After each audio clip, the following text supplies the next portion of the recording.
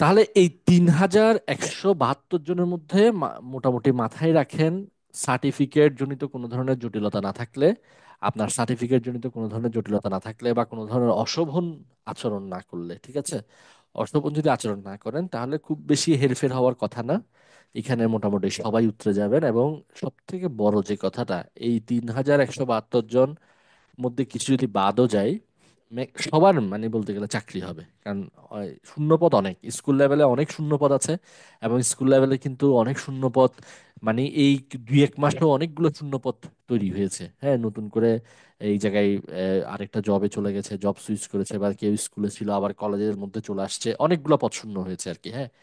তো এই 3172 জন মানে বলতে গেলে সবারই চাকরি হবে, ঠিক আছে, এটা একটু মাথায় রাখেন।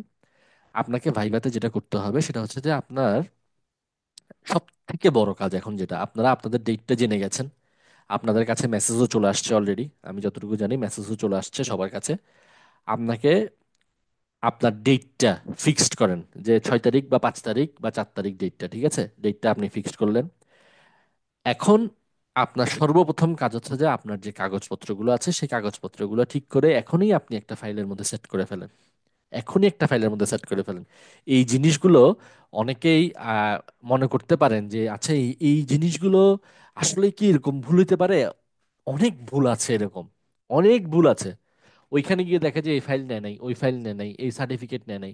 আপনি দেখেন, আমি আপনাদের কাছকে বলে দিলাম, আজকে থেকে শুরু করে আগামী যে কয়দিন ভাইবা আছে, আমি আপনাদেরকে মেসেজ দেখাবো যে এই সার্টিফিকেট তুলতে পারছি না, সার্টিফিকেট জনিত এই জটিলতা হয়ে গেছে, এই সার্টিফিকেটটা তোলা হয়নি, এরকম আমি প্রচুর মেসেজ পাবো।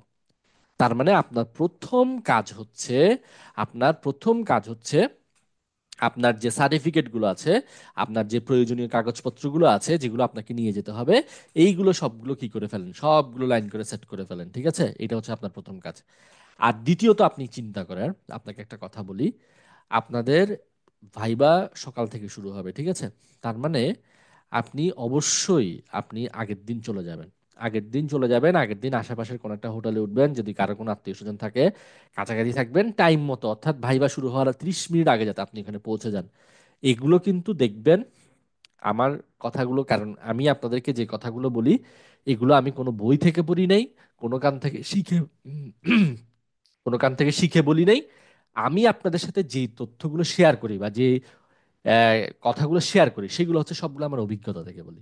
আমি যা দেখেছি, আমি যা হয়েছে, বা আমি অনেকজনের সাথে আমার কথা হয়, অনেকগুলো প্রবলেম সম্পর্কে জানি, সেই জন্য সেগুলো আপনাদেরকে জাস্ট অবগত করি, ঠিক আছে। কারণ সেফ থাকাটা সব থেকে ভালো, ঠিক আছে। তো আশেপাশের কোনো একটা জায়গায় থাকবেন, আর অবশ্যই 30 মিনিট আগে পৌঁছে যাবেন, ওইরকম একটা সময় নিয়েই আপনারা যাবেন।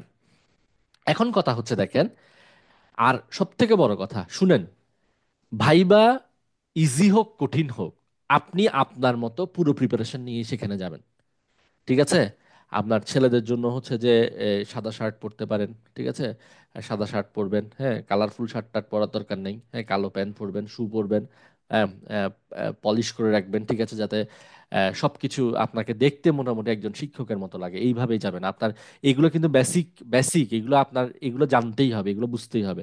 আর খুব বেশি এগুলো নিয়ে চিন্তা ভাবনা করার কিছু নেই, কিন্তু আপনি আপনাকে এইভাবে করে তৈরি করবেন। আর আপুদের ক্ষেত্রে হচ্ছে যে আপনারা শাড়ি পরে যেতে পারলে বেটার, অথবা আপনারা মানে এখানে কিন্তু কোনো ধরনের কিছু বলে দেওয়া নাই যে ড্রেস এরকম হইতে হবে বা এটা করা যাবে না, এরকম মোটামুটি শালীনতা এবং আহ, দুইটা ক্ষেত্রেই, ছেলেদের ক্ষেত্রে এবং মহিলা মানে আপুদের ক্ষেত্রে, দুই ক্ষেত্রেই আপনি আপনার মার্জিতভাবে আপনি নিজেকে উপস্থাপন করা, প্রেজেন্টেশন করা, এটাই হচ্ছে আপনার কাজ। এখন একটা জিনিস খেয়াল করেন, এখন একটা জিনিস খেয়াল করেন, আপনার ওখানে সিগনেচার থেকে শুরু করে বেশ কিছু কাজ আছে, সেই জিনিসটা ঠিকঠাক মতো করবেন, প্রেজেন্টেশনের কাজটা ঠিক মতো করবেন। আর আপনার অ্যাপ্রোচটা সবসময় পজিটিভ থাকবে, আপনার অ্যাপ্রোচটা সবসময় হাই থাকবে, সোজা কথা হচ্ছে যে সেটা। আচ্ছা, পাঞ্জাবির ক্ষেত্রে বলবেন জুতা সহ, হ্যাঁ, কোনো সমস্যা নেই, আপনি সাদা পাঞ্জাবি পরে যেতে পারেন, ঠিক আছে, আপনি যেতে পারেন, কোনো সমস্যা নেই। এগুলোতে কোনো সমস্যা হবে না, এগুলো নিয়ে কোনো টেনশন করবেন না। আপনার মার্জিত পোশাক পরে গেলেই হবে, ঠিক আছে। যেমন অনেকে মনে করেন কালারফুল পাঞ্জাবি পরে চলে গেলো, সেটা কিন্তু চোখে পড়বে। লাইট কালার সবসময় মাথায় রাখবেন, সেটা সাদা শার্ট বা মানে অফ হোয়াইট কালারের, মানে মোটামুটি লাইট কালারগুলো হচ্ছে যে আপনাকে, তবে লাইট কালার সাদা এটাকেই সব থেকে বেশি প্রেফার করে, ঠিক আছে। আর আপুদের ক্ষেত্রে আপনারা সুন্দরভাবে শাড়িটাকে ইয়ে করলেন, ঠিক আছে। আপনার বোরকা পরলেও কোনো সমস্যা নেই, এগুলা নিয়ে এনটিআরসিতে কোনো ঝামেলা করে না, ঠিক আছে। আপনার ওগুলা ওগুলা ঠিকঠাক রাখবেন, ব্যাস শেষ, এটাই হচ্ছে কথা। আর একটা জিনিস দেখেন, আমি সবসময় একটা কথা বলি, দাড়ি নিয়ে কিছু বলা স্যার কোনো সমস্যা নেই, কোনো প্রবলেম নেই। হ্যাঁ, একদম নির্দ্বিধায় এটা নিয়ে আপনার কোনো টেনশন করতে হবে না, ঠিক আছে। কোনো কোনো টেনশন করতে হবে না আপনার, এটা নিয়ে কোনো প্রবলেম নেই। আপনার দাড়ি থাকলে কোনো সমস্যা নেই, এটা নিয়ে কোনো সমস্যাই না, ঠিক আছে। স্যার শাড়ি স্যার ক্যারি করতে পারি না, থ্রি পিস হিজাজ পরে, হ্যাঁ যাবে যাবে, কোনো সমস্যা নেই, আপনি মার্জিতভাবে গেলেই হবে, কোনো সমস্যা নেই। আমার কথাটা বুঝিয়েন, ঠিক আছে। মানে আপনি আপনি চিন্তা করেন, অ্যাজ এ টিচার আপনি একটা ক্লাসরুমের মধ্যে প্রবেশ করলেন। আপনি আপনি চিন্তা করেন, আপনার অ্যাজ এ টিচার আপনি ক্লাসরুমের মধ্যে প্রবেশ করলেন, আপনাকে আপনার স্টুডেন্টরা কিভাবে দেখতে বেশি স্বাচ্ছন্দ্য বোধ করবে? হ্যাঁ, আপনাকে কিভাবে, কোন পোশাকে দেখতে আপনাকে বেশি স্বাচ্ছন্দ্য বোধ করবে? যেমন মনে করেন আমি একটা কালারফুল শার্ট পরে চলে গেলাম, এক কালার একটা রেড কালারের শার্ট পরে চলে গেলাম, এটা আমার কাছে এটা মার্জিত হবে না। কথাটা বুঝছেন? মার্জিত, আহ, আচ্ছা, মেয়েদের হাইট কম থাকলে কি বাদ যাবেন? না না না না না, এই যে দেখেন আজকে আমার একজনের সাথে কথা হচ্ছিল, আপনাদের সাথে একটু শেয়ার করি। আজকে আমার একজনের সাথে কথা হচ্ছিল যে এই ভাইবা নিয়ে একটা হাইপ ক্রিয়েট করছেন, এই সেই করছেন। আচ্ছা, একটা জিনিস দেখেন, এই যে আপনাদের মধ্যে কিছু কনফিউশন, এই যে কনফিউশন আছে, এই জিনিসগুলা, আপনার কনফিউশনগুলো দূর করে আপনি ভাইবা হলে গেলে ভালো না আপনার জন্য? অবশ্যই ভালো। আমার একটা জিনিস সম্পর্কে অভিজ্ঞতা আছে, সেই অভিজ্ঞতাটা আমি আপনার সাথে শেয়ার করলাম, আপনি সেই জিনিসটা সম্পর্কে অবগত হলেন, এই জিনিসগুলো জেনে আপনি ভাইবা বোর্ডে গেলেন, আপনার কনফিডেন্সটা হাই থাকবে। কথাটা বুঝে গেছে? এই যে যেমন দেখেন হাইট কম, কোনো সমস্যা নেই, কোনো সমস্যা নেই, 0.5 আর 1 দাঁড়িয়ে থাকলে কোনো সমস্যা নেই। শুনেন, আমি যখন ভাইবা দিতে গেছি আমারও ফ্রেন্ডস কার্ড দাঁড়িয়ে ছিল, আমি হচ্ছে যে ওয়ানে রাখছিলাম, ঠিক আছে। আমার কোনো সমস্যা হয় নাই, তাহলে আপনার এগুলো কোনো সমস্যা নেই, কোনো প্রবলেম নেই। স্যার টাই কি পড়তে হবে? আমি বলবো টাই পরার দরকার নেই, ঠিক আছে, টাই পরার দরকার নেই। এ, টাই পরলে আমার কাছে কি মনে হয়, আপনি একটা, আপনার যেহেতু ঠান্ডা, তাহলে আপনার একটা সামনে উপরে একটা ব্লেজার পরতে পারেন, ঠিক আছে। ব্লেজারটা আপনার ব্ল্যাক কালারের হতে পারে বা নেভি ব্লু কালারের হতে পারে, একটা ব্লেজার পরতে পারেন, হ্যাঁ, যেহেতু ঠান্ডার সময়, ঠিক আছে।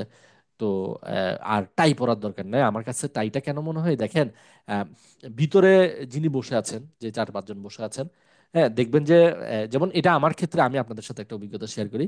আমাদের কলেজের একজন, আমাদের কলেজের বলছি, আমাদের ভার্সিটির একজন, একটা ভাইবার সময় মানে ব্লেজার পরে শু একদম টাই টাই পরে ঢুকে গেছে।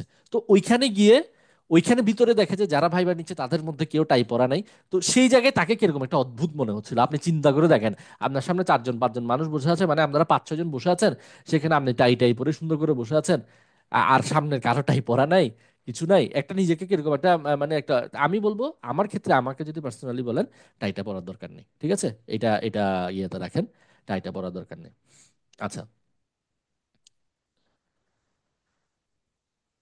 আচ্ছা।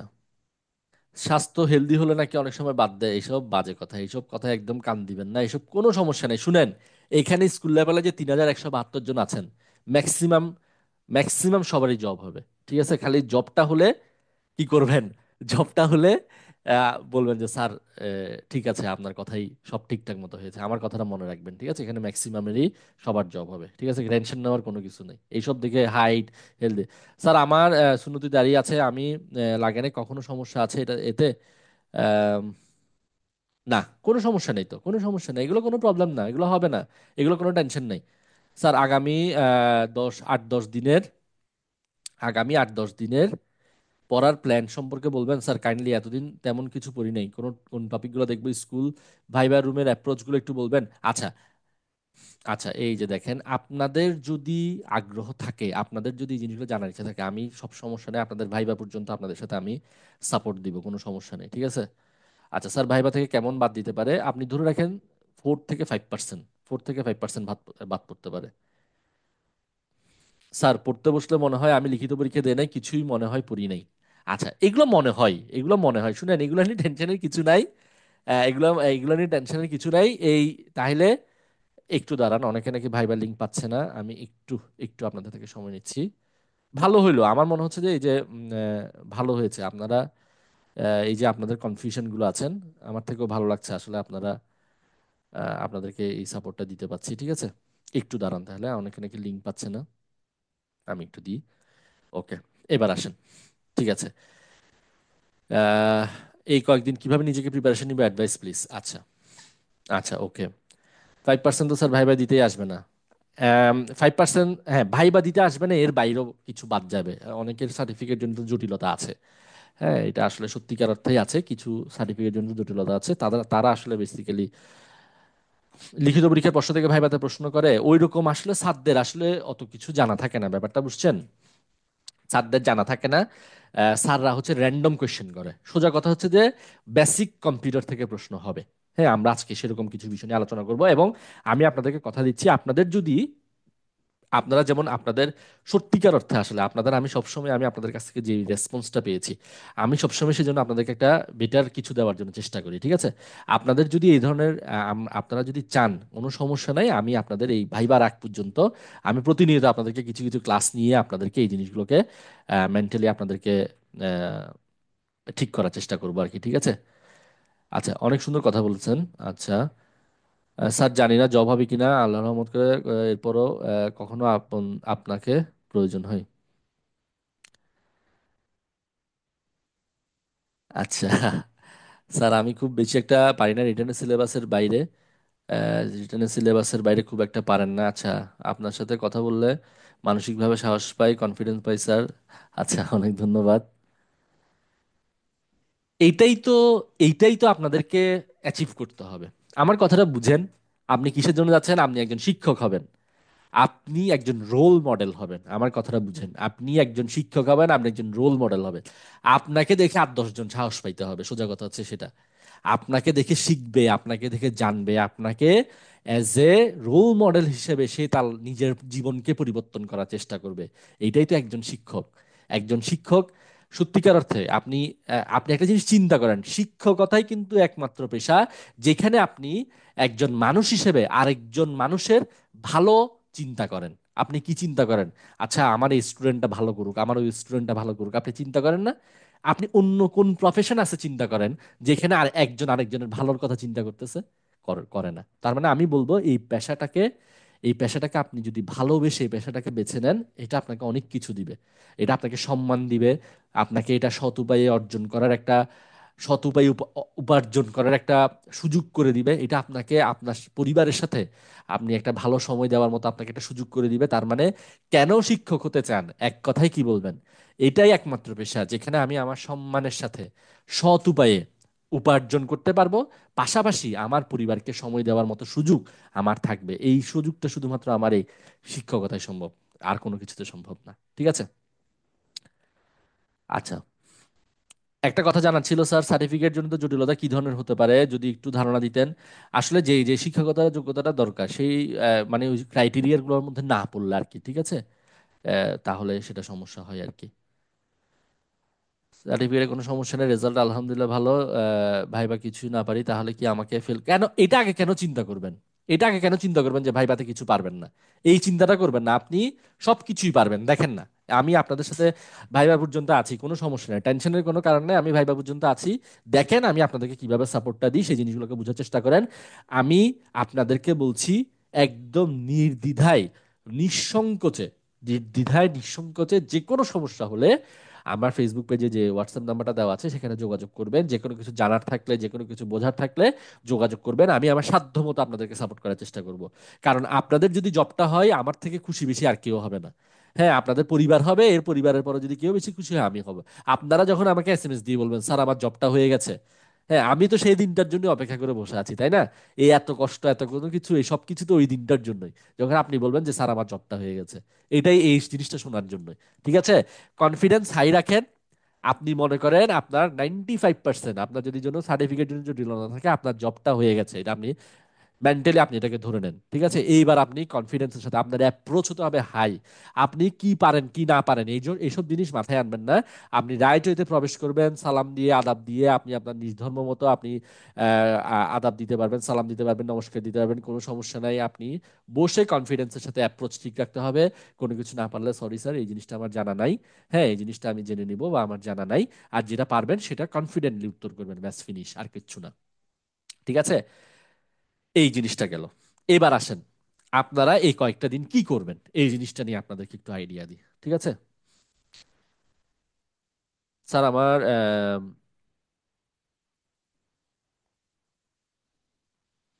আচ্ছা স্যার, আজকে থেকে ভাইবা পর্যন্ত আপনি যা পড়বেন বলবেন, আমি খাতায় লিখে আর কিছু পড়বো না, আমি কোনো ভাইবা দিনে টেনশন লাগছে। আচ্ছা স্যার, আমার দুইটা প্রশ্ন ছিল, প্লিজ উত্তরগুলো বলবেন। আমি ডিপ্লোমা পাস করেছি 16 সালে, তারপর উচ্চশিক্ষা।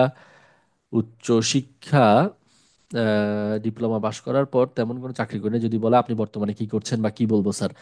আপনি এখন কি কোনো জবে আছেন? আপনি যদি এখন কোনো জবে না থাকেন তাও বললে কোনো সমস্যা নেই। হ্যাঁ এইটা শুনেন, এইসব জিনিস নিয়ে কোনো সমস্যা করবেন না। আপনি কিছু জিনিস একটু মানে আমি কি বলবো, কিছু জিনিস একটু মানে একটু মাথায় জিনিসটা, যেমন 2016 সালের পর আপনার একটা গ্যাপ হয়ে গেছে। আপনার এটা বিভিন্নভাবে বলতে পারেন, করোনাকালীন সময় বা পারিবারিক বিভিন্ন সমস্যার কারণে আমার একটা গ্যাপ হয়ে গেছে। কিন্তু এইসব জিনিস অতিক্রম করে আমি আবার আমার নিজেকে অনুপ্রাণিত করে আমি নিজে আমার এই জিনিসটাকে ঠিক করে, যে আমার যে সমস্যাগুলো ছিল সেগুলোকে কাটিয়ে স্যার আমি আবার নতুন করে শুরু করেছি এবং আজকে এতটুকু পর্যন্ত আমি এসেছি। হ্যাঁ, যেটা আপনি এইভাবে মানে, হ্যাঁ স্যার আমি এটা হয় নাই আমার, এইভাবে না। আমার কথাটা বুঝছেন জিনিসটা কিভাবে বলছি? যে স্যার আমি হ্যাঁ আমার জানি আমি এখনো যদি আপনি জবে থাকেন, হ্যাঁ আমি এখনো কিছু করছি না, আমার বেশ কিছু পারিবারিক সমস্যা ছিল, মাঝখানে করোনা ছিল, এইসব কারণে আমি অনেক কিছু, আমার কথার অ্যাপ্রোচটা বোঝার চেষ্টা করেন। আমি কোন টোনে কথা বলছি, কোন ভয়েসে কথা বলছি, কিভাবে জিনিসটাকে এক্সপ্রেস করার চেষ্টা করছি। হ্যাঁ আমার বেশ কিছু সমস্যা ছিল, আমি সেজন্য আমার একটা গ্যাপ হয়ে গেছে। কিন্তু আমি স্যার সেই সবগুলো সমস্যা ওভারকাম করে আবার পড়াশোনা শুরু করি। আবার পড়াশোনা করে আমি প্রিলি পাস করি, রিটেন পাস করি, আজকে স্যার ভাইবা দিতে স্যার এখানে এসেছি। আমার জন্য স্যার দোয়া করবেন যাতে আমি সবগুলো বাধা অতিক্রম করে যাতে আমি শেষ পর্যন্ত চাকরিটা পেতে পারি। বুঝতে পারছেন ব্যাপারটা? এই জিনিসগুলা আপনি খালি খেয়াল রাখবেন। দেখেন আমার উত্তরটা বোঝার চেষ্টা করেন। ঠিক আছে? সার্টিফিকেটে কি ধরনের সমস্যার কারণে, আর আমি যেটা বললাম যে আমাদের স্কুল লেভেলের জবের জন্য যে ধরনের ক্রাইটেরিয়াগুলো প্রয়োজন সেই ক্রাইটেরিয়াগুলো যদি ফুলফিল আপ না হয় তখন হচ্ছে যে ঝামেলা। তবে যদি আপনার ওই ধরনের কোনো সমস্যা থাকে আপনি আমাকে জানাতে পারেন, বলবেন আমাকে যে কি কি সমস্যা আছে এটাই। আচ্ছা ঠিক আছে, তাহলে আসেন এরকম আমরা সেশন করব, ঠিক আছে? কোনো সমস্যা নেই। আপনাদের এই যে দেখেন, আমি ফেসবুক লাইভে নিলে তো ফেসবুক লাইভে সেশনটা নিলে ভালো হবে নাকি জুমে নিলে ভালো হবে সেটাও জানাবেন। আর আচ্ছা স্যার, ভাইবা ছাড়া অন্য একটা জব নিয়ে কোয়েশ্চেন ছিল, আক্স করা যাবে? হ্যাঁ যাবে যাবে, কোনো সমস্যা নেই। আচ্ছা যাবে, কোনো সমস্যা নেই। আচ্ছা এবার আসেন আমরা একটু দেখি এই কয়েকদিন একটু কি করবেন, আমরা একটু জুমে নেওয়াই বেটার। আর আপনাদের এরকম রেসপন্স থাকুক, কোনো সমস্যা নেই, আমরা নিব, ক্লাস নিব, কোনো সমস্যা নেই। দেখেন আচ্ছা এই কয়েকদিন কি একটু কি করবেন শুনেন। আপনার, আমি জানি আজকে যারা অন্তত এখানে যুক্ত হয়েছেন সবার এই চাকরিটা দরকার। আমার কথাটা বুঝিয়েন, প্রত্যেকের এই জবটা দরকার, আমি এটা মনে প্রাণে বিশ্বাস করি। আপনার যদি জবটা ব্যাডলি নিডেড বা ব্যাড মানে আপনার খুব বেশি প্রয়োজন না হলে আপনি কিন্তু এই কষ্ট করে এই 10:30 পর্যন্ত অপেক্ষা করে আমাকে মেসেজ পাঠাচ্ছেন। হ্যাঁ আপনি এই যে 10টা পর্যন্ত ওয়েট করে আমার এই সেশনটার জন্য আপনি অপেক্ষা করতেন না। ঠিক আছে, তার মানে আমি ধরে নিচ্ছি আপনার এই চাকরিটা খুব বেশি দরকার। আপনার যাতে চাকরিটা সেই জন্য সবভাবেই যাতে আপনি এটাতে যাতে এগিয়ে থাকেন সেই জন্য এই কয়েকটা দিন আপনি একটু সময় দেন। আমার কথাটা বুঝেন, সময় দিন, আপনি প্রিপেয়ার হয়ে যান। হ্যাঁ আমার ভাইবার গিয়ে নাই, ভাইবাতে কোনো সমস্যা নাই, আমি তো বলছি না আপনার এখানে ভাইবাতে কঠিন হবে ভাই, কিন্তু আপনি নিজেকে প্রিপেয়ার করে যাবেন, কনফিডেন্টলি হাই থাকবেন, এটা হচ্ছে কথা। এই কয়েকটা দিন আপনি বেসিক জিনিসগুলো নিয়ে পড়াশোনা করবেন, বেসিক কনসেপ্টগুলো নেবেন। ঠিক আছে? আমি আজকে কিছু ভাইবা নেওয়ার কথা বলছিলাম, তবে আমি আমি মনে করি আসলে, আচ্ছা আমি আপনাদেরকে আগে কিছু টপিক বলে দিই। এই টপিকগুলো নিয়ে আপনারা, আমি আজকে কিছু জিনিস আলোচনা করি, আপনারাও আবার এগুলো নিয়ে একটু পড়াশোনা করেন। আমরা তারপর আবার ধরেন যদি কালকে হয় কালকে, পসিবল হয় কালকেই, বা পরশুদিন হলে পরশুদিন, যখনই আপনারা বলেন আমি একটা মক ভাইবার মতো আয়োজন করবো। যাতে আমি এখন মনে করেন আমি কিছু কোয়েশ্চেন করলাম, হ্যাঁ আপনি যদি প্রিপারেশন না নিয়ে থাকেন, যদি কারো প্রিপারেশন থাকে মক ভাইবা দিতে চান, আপনারা হ্যান্ড রেস করতে পারেন, আমি আপনাদের থেকে কিছু প্রশ্ন জিজ্ঞাসা করব। আর এখন আমি আগে প্রথমে আপনাকে কিছু জিনিস বলে দিব, প্রথমে এখন বেসিক কিছু কনসেপ্ট আপনারা ক্লিয়ার করবেন। প্রথম কথা, আপনার যে সিলেবাসটা আছে আপনার সিলেবাসে কম্পিউটার বেসিক নিয়ে, আচ্ছা মুরাদ রেইজড হ্যান্ড, আপনি হ্যান্ড রেজ করেছেন, ঠিক আছে সমস্যা নাই। আমি আগে আলোচনাটা করি, তারপর আমি করব। আচ্ছা স্যার, আমার এক্সাম 31 তারিখ, আমি দিতে চাই। আচ্ছা ঠিক আছে, দিতে পারবেন। সিভিল এভিয়েশন আইসিটি এর জন্য কি টাইপের কোশ্চেন হবে? এনটিআরসি এর জন্য পড়তে হবে স্যার। যে কোনো স্কুল কলেজের জন্য কিভাবে প্রিপারেশন নিব একটু বলে দিন টাইম পেলে। আচ্ছা ঠিক আছে, আমি এটা নিয়ে আলোচনা করব। ফার্মাসিউটিক্যালসে জব করি, আইটিতে। ভাইপাতে জিজ্ঞেস করলে এটা কি বলবো? যদি ভালো জব করে, যেহেতু বেকার, বেটার বলবেন, কোনো সমস্যা নেই স্যার, আমি এখানে আছি, এখানে আছি, এটা বলবেন। আপনি ইঞ্জিনিয়ার হয়ে এই প্রশ্ন উত্তর, আচ্ছা আমি এগুলো সবগুলো নিয়ে বলেছি, ঠিক আছে ভালোই হয়েছে, আপনাদের সেশনটা আসলে প্রয়োজন ছিল। আমি আগে আপনাদেরকে একটু একটা ফরম্যাট সেট আপ করে দিই, যে আপনারা আগামী কিছুদিন কিভাবে পড়াশোনা করবেন, কিভাবে ভাইবার ইয়েতে যাবেন। তারপরে আপনার ফাইল ক্লোজ করা শেষ, আপনার ড্রেস আপের জন্য মোটামুটি যা প্রস্তুতি নেওয়া দরকার সেটা শেষ। এবার আপনি কনসেপ্ট কি করবেন, এই কয়েকটা দিন একটু আপনি পড়াশোনা করবেন। 1 নাম্বার, কম্পিউটার বেসিক, এই জিনিসগুলো নিয়ে, কম্পিউটার বেসিক নিয়ে একটু পড়াশোনা করবেন। কম্পিউটার বেসিক বলতে আপনার সিলেবাসে যা যা আছে, যা যা আছে কম্পিউটার বেসিক বলতে, হ্যাঁ, যেমন হচ্ছে যে আপনার সেন্ট্রাল প্রসেসিং ইউনিট সম্পর্কে পড়াশোনা করবেন, কন্ট্রোল ইউনিট সম্পর্কে পড়াশোনা করবেন। হ্যাঁ, যেমন আমি বলে দিই, এই যে সিপিইউ বা সেন্ট্রাল প্রসেসিং ইউনিট বা মাইক্রো প্রসেসর, হ্যাঁ এইটা 1 নাম্বার টপিক, এটা একটু ডিটেলস পড়বেন। সিপিইউ, ঠিক আছে। সিপিইউতে কি, আমি একটু বলি যে অ্যারিথমেটিক লজিক ইউনিট বলতে কি বুঝায়, অ্যারিথমেটিক লজিক ইউনিটের কাজ কি, কন্ট্রোল ইউনিট বলতে কি বুঝায়, কন্ট্রোল ইউনিটের কাজ কি, তারপর মেমোরি, এগুলো ভালো করে পড়বেন। এটা পড়লেন, এরপর মেমোরি নিয়ে ডিটেলস পড়বেন। প্রাইমারি মেমোরি কি, সেকেন্ডারি মেমোরি কি, আমি যেভাবে যেভাবে বলছি সেভাবে দেখেন। আমি আজকে আরো কিছু টপিক নিয়ে আলোচনা করব, কিভাবে পড়বেন, পড়ার সময় কোন কোন জিনিসগুলোকে দেখবেন, কোন জিনিসগুলোকে দেখার দরকার নাই, সেটাও আমি বলে দিচ্ছি, ভালো করে খেয়াল করে। তারপরে আপনার, যেমন আমি আপনাদেরকে কিছু কথা বলি, কিছু প্রশ্ন আছে কমন প্রশ্ন, হ্যাঁ কিছু প্রশ্ন আছে কমন প্রশ্ন, কিন্তু আমরা ঘাবড়ে যাই, হ্যাঁ ঘাবড়ে যাই। যেমন আপনাকে আমি একটা প্রশ্ন করলাম যে আচ্ছা, আধুনিক কম্পিউটারের বৈশিষ্ট্য আসলে কি, আধুনিক কম্পিউটারগুলোর মধ্যে কি কি ফ্যাসিলিটিসগুলো আমরা পাই। দেখেন আপনি কিন্তু একটু করে চিন্তা করলে, আচ্ছা আধুনিক কম্পিউটারে কি পান, আপনি সহজ ভাষায় কিভাবে বলতে পারেন? আধুনিক কম্পিউটার অবশ্যই দ্রুত গতি সম্পন্ন, আধুনিক কম্পিউটার অবশ্যই দ্রুত গতি সম্পন্ন, আধুনিক কম্পিউটার অবশ্যই নির্ভুলভাবে আপনাকে যে কোনো সমস্যার সমাধান দিতে পারছে। তার মানে দ্রুত গতি, নির্ভুলতা, সূক্ষ্মতা, ক্লান্তিহীনতা, স্মৃতিশক্তি, স্বয়ংক্রিয়তা এবং ভার্সেটালিটি, অর্থাৎ বহুমুখিতা, এগুলো কিন্তু বৈশিষ্ট্যের মধ্যে পড়ে। কিন্তু আপনি এগুলা নিয়ে খুব বেশি, হ্যাঁ স্যার দ্রুতগতি হইতে পারে এরকম না ব্যাপারটা। কিভাবে বলতে হবে আপনাকে? দ্রুতগতি, নির্ভুলতা, বিশ্বাসযোগ্যতা, ক্লান্তিহীনতা, স্বয়ংক্রিয়তা এবং বহুমুখিতা। তার মানে আপনার প্রত্যেকটা জিনিস দেখেন, প্রত্যেকটা টপিকে কিন্তু আমি কাভার করে ফেলেছি। না হলে দেখেন, খুব বেশি লেন্দি করলে, যে কোনো একটা প্রশ্নের উত্তর যদি আপনি বেশি লেন্দি করেন, তখন সেটা আপনার সামনে যারা বসে আছেন তাদের কাছে এটা বিরক্তিকর বলে মনে হইতে পারে, তাই না? আচ্ছা স্যার দ্রুতগতি কম্পিউটার, দ্রুত মানে আধুনিক কম্পিউটার দ্রুত গতি হইতে পারে স্যার, তারপর এই অ্যাপ্রোচ না, অ্যাপ্রোচটা ঠিক রাখবেন, ঠিক আছে, দ্রুত গতি সম্পন্ন হতে পারে, স্বয়ংক্রিয়, তারপর হচ্ছে বহুমুখিতা আছে, ভার্সিটালিটি আছে স্যার, হ্যাঁ বিভিন্ন বহুমাত্রিকতা যুক্ত করছে, বিশ্বাসযোগ্যভাবে আমার যে কোনো একটা কাজ নির্ভুলভাবে আমাদেরকে করে দিচ্ছে। অ্যাপ্রোচ বুঝেন, কোনটা কিভাবে কি করবেন, কিভাবে আনসার দিবেন, এই জিনিসগুলো একটু ডেভেলপ করেন। এটা শুধুমাত্র একটা জিনিসে না, আপনি যে কোনো জায়গায় এই এই আইডিয়াগুলোকে কাজে লাগাতে পারবেন। তার মানে আপনি সেন্ট্রাল, এটা যেটা বলছিলাম, আমি যেখান থেকে আসছি, সেন্ট্রাল প্রসেসিং ইউনিটে একটু কম্পিউটার বেসিক থেকে আপনার সিলেবাস থেকে আমি আলোচনা করছি। কম্পিউটার সেন্ট্রাল প্রসেসিং ইউনিট একদম ফুল পড়বেন, এটা থেকে প্রচুর কোশ্চেন করে। আচ্ছা বলেন তো সেন্ট্রাল প্রসেসিং ইউনিট বলতে কি বুঝেন, আচ্ছা মাইক্রো প্রসেসর বলতে কি বুঝেন বলেন তো। ঠিক আছে, এখান থেকে প্রচুর প্রশ্ন করেন। তারপর কি দেখবেন? মেমোরি, মেমোরির মধ্যে কি কি দেখবেন? প্রাইমারি মেমোরি, সেকেন্ডারি মেমোরি, এখানের মধ্যে ছোট ছোট কিছু ডেফিনেশন দেখবেন। ক্যাশ মেমোরি বলতে কি বুঝায় দেখবেন। হ্যাঁ আমি কিন্তু ঠিক করে দিচ্ছি, এগুলো নিয়ে পড়াশোনা করবেন। এগুলো নিয়ে আমি আবার মক ভাইবা নিব, দেখেন আপনাদের পড়াগুলো হয়ে যাবে এতদিন না পড়লো। এরপর হচ্ছে ভার্চুয়াল মেমোরিটা দেখবেন, ভার্চুয়াল মেমোরি বলতে কি বোঝায়, ক্যাশ মেমোরি বলতে কি বোঝায়, ভার্চুয়াল মেমোরি বলতে কি বোঝায়। এখন আপনাকে মনে করেন জিজ্ঞেস করলো ক্যাশ মেমোরি কি, এখন আপনি মনে করেন পাঠ্যপুস্তকে যেভাবে ডেফিনেশনটা দেওয়া আছে সেভাবে বলতে পারছেন না, হ্যাঁ আপনি মানে মনে করেন বলতে পারছেন না, তখন আপনার মূল কনসেপ্টটাকে ঠিক রাখার চেষ্টা করবেন, মূল জিনিসগুলোকে। স্যার ফ্রিকুয়েন্টলি যে ডাটাগুলো আমরা ব্যবহার করি সেগুলোকে আমরা বেসিক্যালি ক্যাশ মেমোরি, আপনি সহজ কথাই বললেন। হ্যাঁ, আমরা ফ্রিকুয়েন্টলি যে ডাটাগুলো আমাদের ব্যবহার হয় বা যেগুলো ইউজ হয়, হ্যাঁ সেগুলো আমরা বেসিক্যালি ক্যাশ মেমোরিতে রাখি আর কি। তাহলে আমাদের ডেটা প্রসেসিংটা ফাস্ট হয়। হ্যাঁ, আমরা যে কোনো কিছু সার্চ করার জন্য আমরা ডিরেক্ট সেকেন্ডারি মেমোরিতে যেতে হচ্ছে না, আমরা ক্যাশ মেমোরিতে যদি সেটা থাকে দ্রুত আমরা সেটা সেখান থেকে নিয়ে আমরা সেটাকে অ্যাক্সেস করতে পারছি। ব্যাস, একদম সহজ ভাষায় বলে দিলেন। আপনি কিন্তু এটা পাঠ্যপুস্তকের ভাষায় বলেন নাই, আপনি আপনার কনসেপ্ট ভালো আছে, সেই কনসেপ্ট অনুযায়ী আপনি কি করেছেন, আনসার করেছেন। আশা করি আমি জিনিসটা বুঝাতে পেরেছি। ওকে, আচ্ছা, তাহলে মেমোরি পড়বেন, প্রাইমারি মেমোরি কি, সেকেন্ডারি মেমোরি কি। এখানে ছোট্ট ছোট্ট প্রশ্ন করবে, আমার কথাগুলো মিলাই নিয়েন। আচ্ছা, প্রাইমারি মেমোরি কোনগুলা দেখি বলেন তো। এইভাবে প্রশ্ন করবে, কিভাবে দেখেন। হ্যাঁ, র্যাম কি প্রাইমারি মেমোরি না সেকেন্ডারি মেমোরি, এইভাবে বলবে। আচ্ছা, কয়েকটা সেকেন্ডারি মেমোরির নাম বলেন তো। এইভাবে জাস্ট, আর কিচ্ছু না, ব্যাপারটা বুঝেন। তার মানে এগুলো আপনি ছোট্ট ছোট্ট করে, আমি কিন্তু আপনাদেরকে কিছু জিনিস দিয়েছি।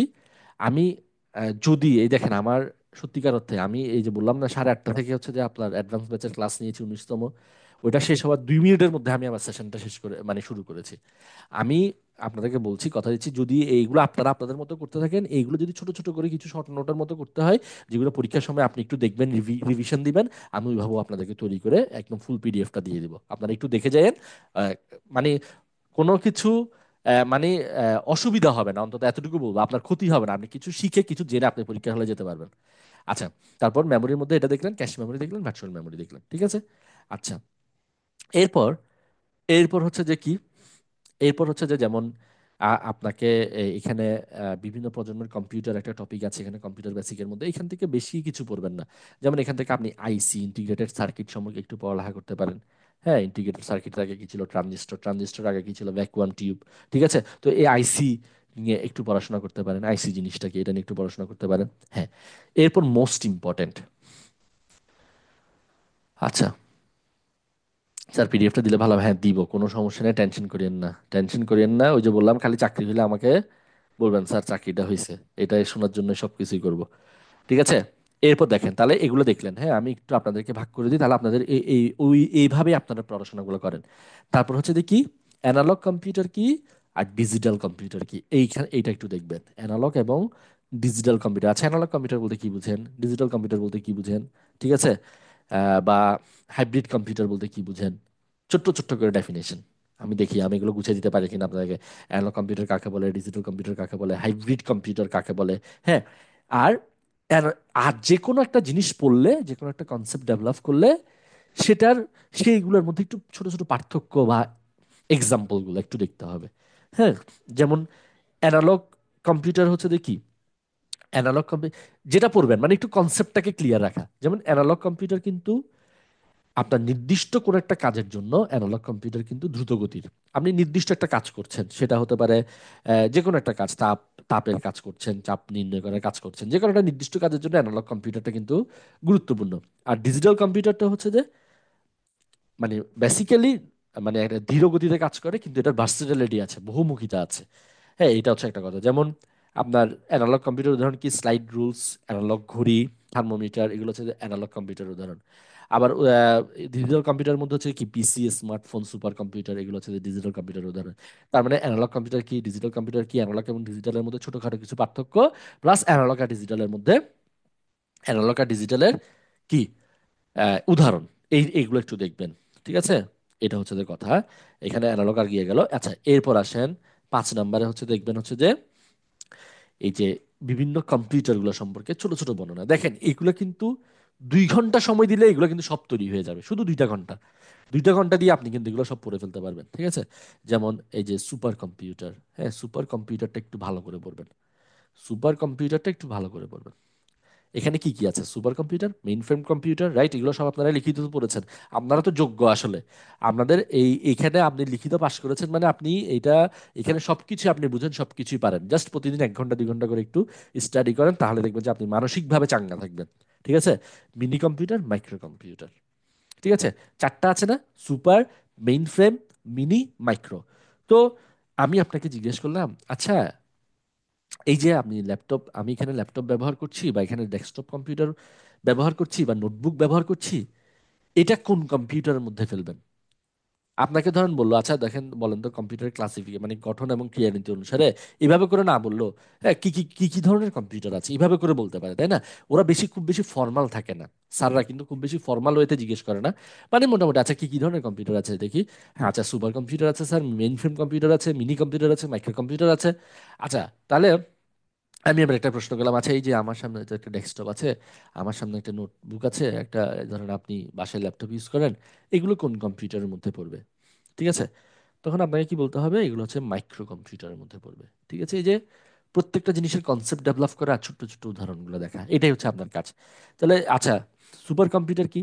সুপার কম্পিউটার হচ্ছে যে সুপার কম্পিউটারের উদাহরণ। হ্যাঁ একটা সুপার কম্পিউটারের নাম বলেন তো। যেমন আমাদের কিন্তু তিয়ানহে টু, হ্যাঁ এগুলো একটু নামগুলো মনে রাখবেন, এগুলো তো আসলে ইম্পর্টেন্ট। তিয়ানহে টু আছে, তারপর হচ্ছে পরম আছে, তাই না? পরম আছে, তারপর হচ্ছে সামিট আছে, এগুলো কিন্তু বিভিন্ন সুপার কম্পিউটারের নাম। ঠিক আছে। আচ্ছা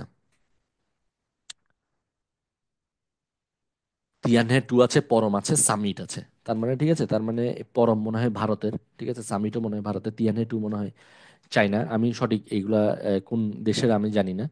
আম, তো এটা হচ্ছে যে আপনি কয়েকটা সুপার কম্পিউটার তো। সুপার কম্পিউটারটা কেন ব্যবহার করা হয় এই জিনিসটা আপনি কিভাবে করতে পারেন? সুপার কম্পিউটারটা কেন ব্যবহার করা হয়? সুপার কম্পিউটারটা আপনি কোথায় ব্যবহার করছেন, যেখানে বিপুল পরিমাণ তথ্য বিশ্লেষণের প্রয়োজন। হ্যাঁ বিপুল পরিমাণ তথ্য বিশ্লেষণের প্রয়োজন, নভোযান বা মহাকাশ গবেষণা ইত্যাদি ক্ষেত্রে সুপার কম্পিউটার বেসিক্যালি ব্যবহার করা হয়। তাহলে সুপার কম্পিউটার জিনিসটা কি সেটা দেখলেন, সুপার কম্পিউটারের এক্সাম্পল দেখলেন, সুপার কম্পিউটার কোথায় ব্যবহার করা হয়। ঠিক আছে, সুপার কম্পিউটার কোথায় ব্যবহার করা হয়। আচ্ছা তাহলে এই সুপার কম্পিউটারটা দেখলেন, তাহলে আমরা সহজ ভাষায় কি বলতে পারি? সহজ ভাষায় কি বলতে পারি? প্রত্যেকটা জিনিসের কনসেপ্ট ডেভেলপ করার এক্সাম্পলগুলো দেখা, এরপর হচ্ছে যে আপনি মেইন ফ্রেম, তারপর হচ্ছে যে মিনি কম্পিউটার, মাইক্রো কম্পিউটার, এগুলো একটু দেখলেন, ব্যাস একটু আইডিয়া নিলেন। আমি সুপার কম্পিউটারটা নিয়ে একটু ডিফারেন্ট ভাবে আপনাদেরকে এর সাথে আলোচনা করলাম আর কি, যে জিনিসটা কিভাবে পড়বেন। এরপর হচ্ছে দেখেন বিভিন্ন প্রজন্মের কম্পিউটারগুলো, বিভিন্ন প্রজন্মের কম্পিউটারগুলো একটু রিডিং করবেন। এখান থেকে আসলে তেমন বেশি প্রশ্ন করে না। ঠিক আছে, তেমন বেশি প্রশ্ন করবে না বিভিন্ন প্রজন্মের কম্পিউটার থেকে, কারণ প্রশ্ন করলে এখান থেকে এইভাবে প্রশ্ন করতে পারে যে আচ্ছা মাইক্রো প্রসেসর বা মাইক্রো কম্পিউটারের আবির্ভাব হয়েছে কোন প্রজন্মের কম্পিউটার থেকে। ঠিক আছে, তো আপনাদের জানা থাকলে আপনারাও করতে পারেন যে আমরা জানি যে পাঁচটা প্রজন্ম আছে, প্রথম প্রজন্ম, দ্বিতীয় প্রজন্ম, তৃতীয়, চতুর্থ এবং পঞ্চম। এই পাঁচটি প্রজন্মের মধ্যে মাইক্রো প্রসেসর এবং মাইক্রো কম্পিউটারের আবির্ভাব হয়েছে কোন প্রজন্মে? চতুর্থ, ঠিক আছে, ফোর্থ জেনারেশন অর্থাৎ চতুর্থ প্রজন্মে মাইক্রো প্রসেসরের আবির্ভাব হয়েছে। এটা আমার কাছে ইম্পর্টেন্ট মনে হয়েছে। আরেকটা প্রশ্ন এখান থেকে আপনাকে যদি বলে, আপনাকে যদি করতে চাই এরকম করে করতে পারে যে আর্টিফিশিয়াল ইন্টেলিজেন্স এবং রোবোটিক প্রযুক্তির চরম বিকাশ হয়েছে কোন প্রজন্মের কম্পিউটারে?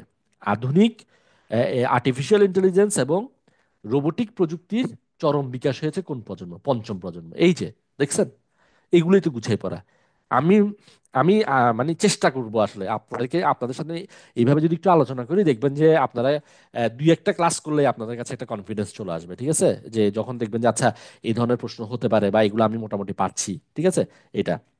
আর সেমিকন্ডাক্টর মেমোরির ব্যবহার শুরু হয়েছে কোন প্রজন্ম থেকে? আপনাদের যদি জানা থাকে বলেন, তাহলে আপনাদেরও ভালো লাগবে। আমাদের ইন্টারেকশনটা ভালো থাকলে আমাদের ক্লাসটা আরো ভালো হবে। হ্যাঁ সেমিকন্ডাক্টর মেমোরির ব্যবহার শুরু হয়েছে কোন প্রজন্মের কম্পিউটারে? সেমিকন্ডাক্টর মেমোরি, হ্যাঁ অনেকে ভুল দিয়েছেন, সেমিকন্ডাক্টর মেমোরি ব্যবহার শুরু হয়েছে তৃতীয় প্রজন্মে। হ্যাঁ আর দ্বিতীয় প্রজন্মে ছিল হচ্ছে যে ম্যাগনেটিক কোর মেমোরির ব্যবহার। ঠিক আছে, ম্যাগনেটিক কোর মেমোরির ব্যবহার। আর আরেকটা জিনিস মনে রাখবেন এই কম্পিউটার প্রজন্মের ক্ষেত্রে, তাহলে আমি প্রত্যেকটা, এগুলো কিন্তু সবই গুরুত্বপূর্ণ। দেখেন ছোট্ট ছোট কনসেপ্ট আপনার কিন্তু দেখা হয়ে যাচ্ছে, এরপর আপনি আরেকটু নিজে স্টাডি করলে হয়ে যাবে। একটা জিনিস মনে রাখবেন, আমাদের শুরুর দিকে ছিল হচ্ছে দেখি ভ্যাকুয়াম টিউব। এটা ছিল হচ্ছে ফার্স্ট জেনারেশনে ছিল হচ্ছে দেখি ভ্যাকুয়াম টিউব। আচ্ছা এরপর হচ্ছে সেকেন্ড জেনারেশনের জন্য হচ্ছে যে কি, সেকেন্ড জেনারেশনে সেটা রিপ্লেস হয়ে কি আসছে, ট্রানজিস্টর। ভ্যাকুয়াম টিউবের পরিবর্তে আসছে হচ্ছে যে ট্রানজিস্টর। আর থার্ড জেনারেশনে আসছে হচ্ছে যে আইসি বা ইন্টিগ্রেটেড সার্কিট। ডেভেলপমেন্টটা দেখেন, প্রথম প্রজন্মে ছিল ভ্যাকুয়াম টিউব, দ্বিতীয় প্রজন্মে ছিল হচ্ছে যে ট্রানজিস্টর, এবং তৃতীয় প্রজন্মে সেটা রিপ্লেস হয়েছে, ভ্যাকুয়াম টিউবের জায়গায় এসেছে ট্রানজিস্টর, ট্রানজিস্টরের জায়গায় তারপরে এসেছে কি ইন্টিগ্রেটেড সার্কিট বা আইসি। ঠিক আছে, আইসি কে আবিষ্কার করেন দেখি, জানা থাকলে বলেন তো, আইসি আবিষ্কার কত সালে হয় এবং কে আবিষ্কার করেন আইসি, ইন্টিগ্রেটেড সার্কিট? কারণ আধুনিক ডিজিটাল ইলেকট্রনিক্সের বিকাশের মধ্যে মূলে রয়েছে কে, এই ইন্টিগ্রেটেড সার্কিট। এই ইন্টিগ্রেটেড সার্কিট আবিষ্কার হওয়ার পিছনে মানে এর পরপরই কিন্তু ডিজিটাল ইলেকট্রনিক্সের চরম বিকাশ হয়েছে, তাই তো? তার মানে এই আইসি আবিষ্কার করেছেন কে, কত সালে, যদি জানা থাকে দেখি বলেন।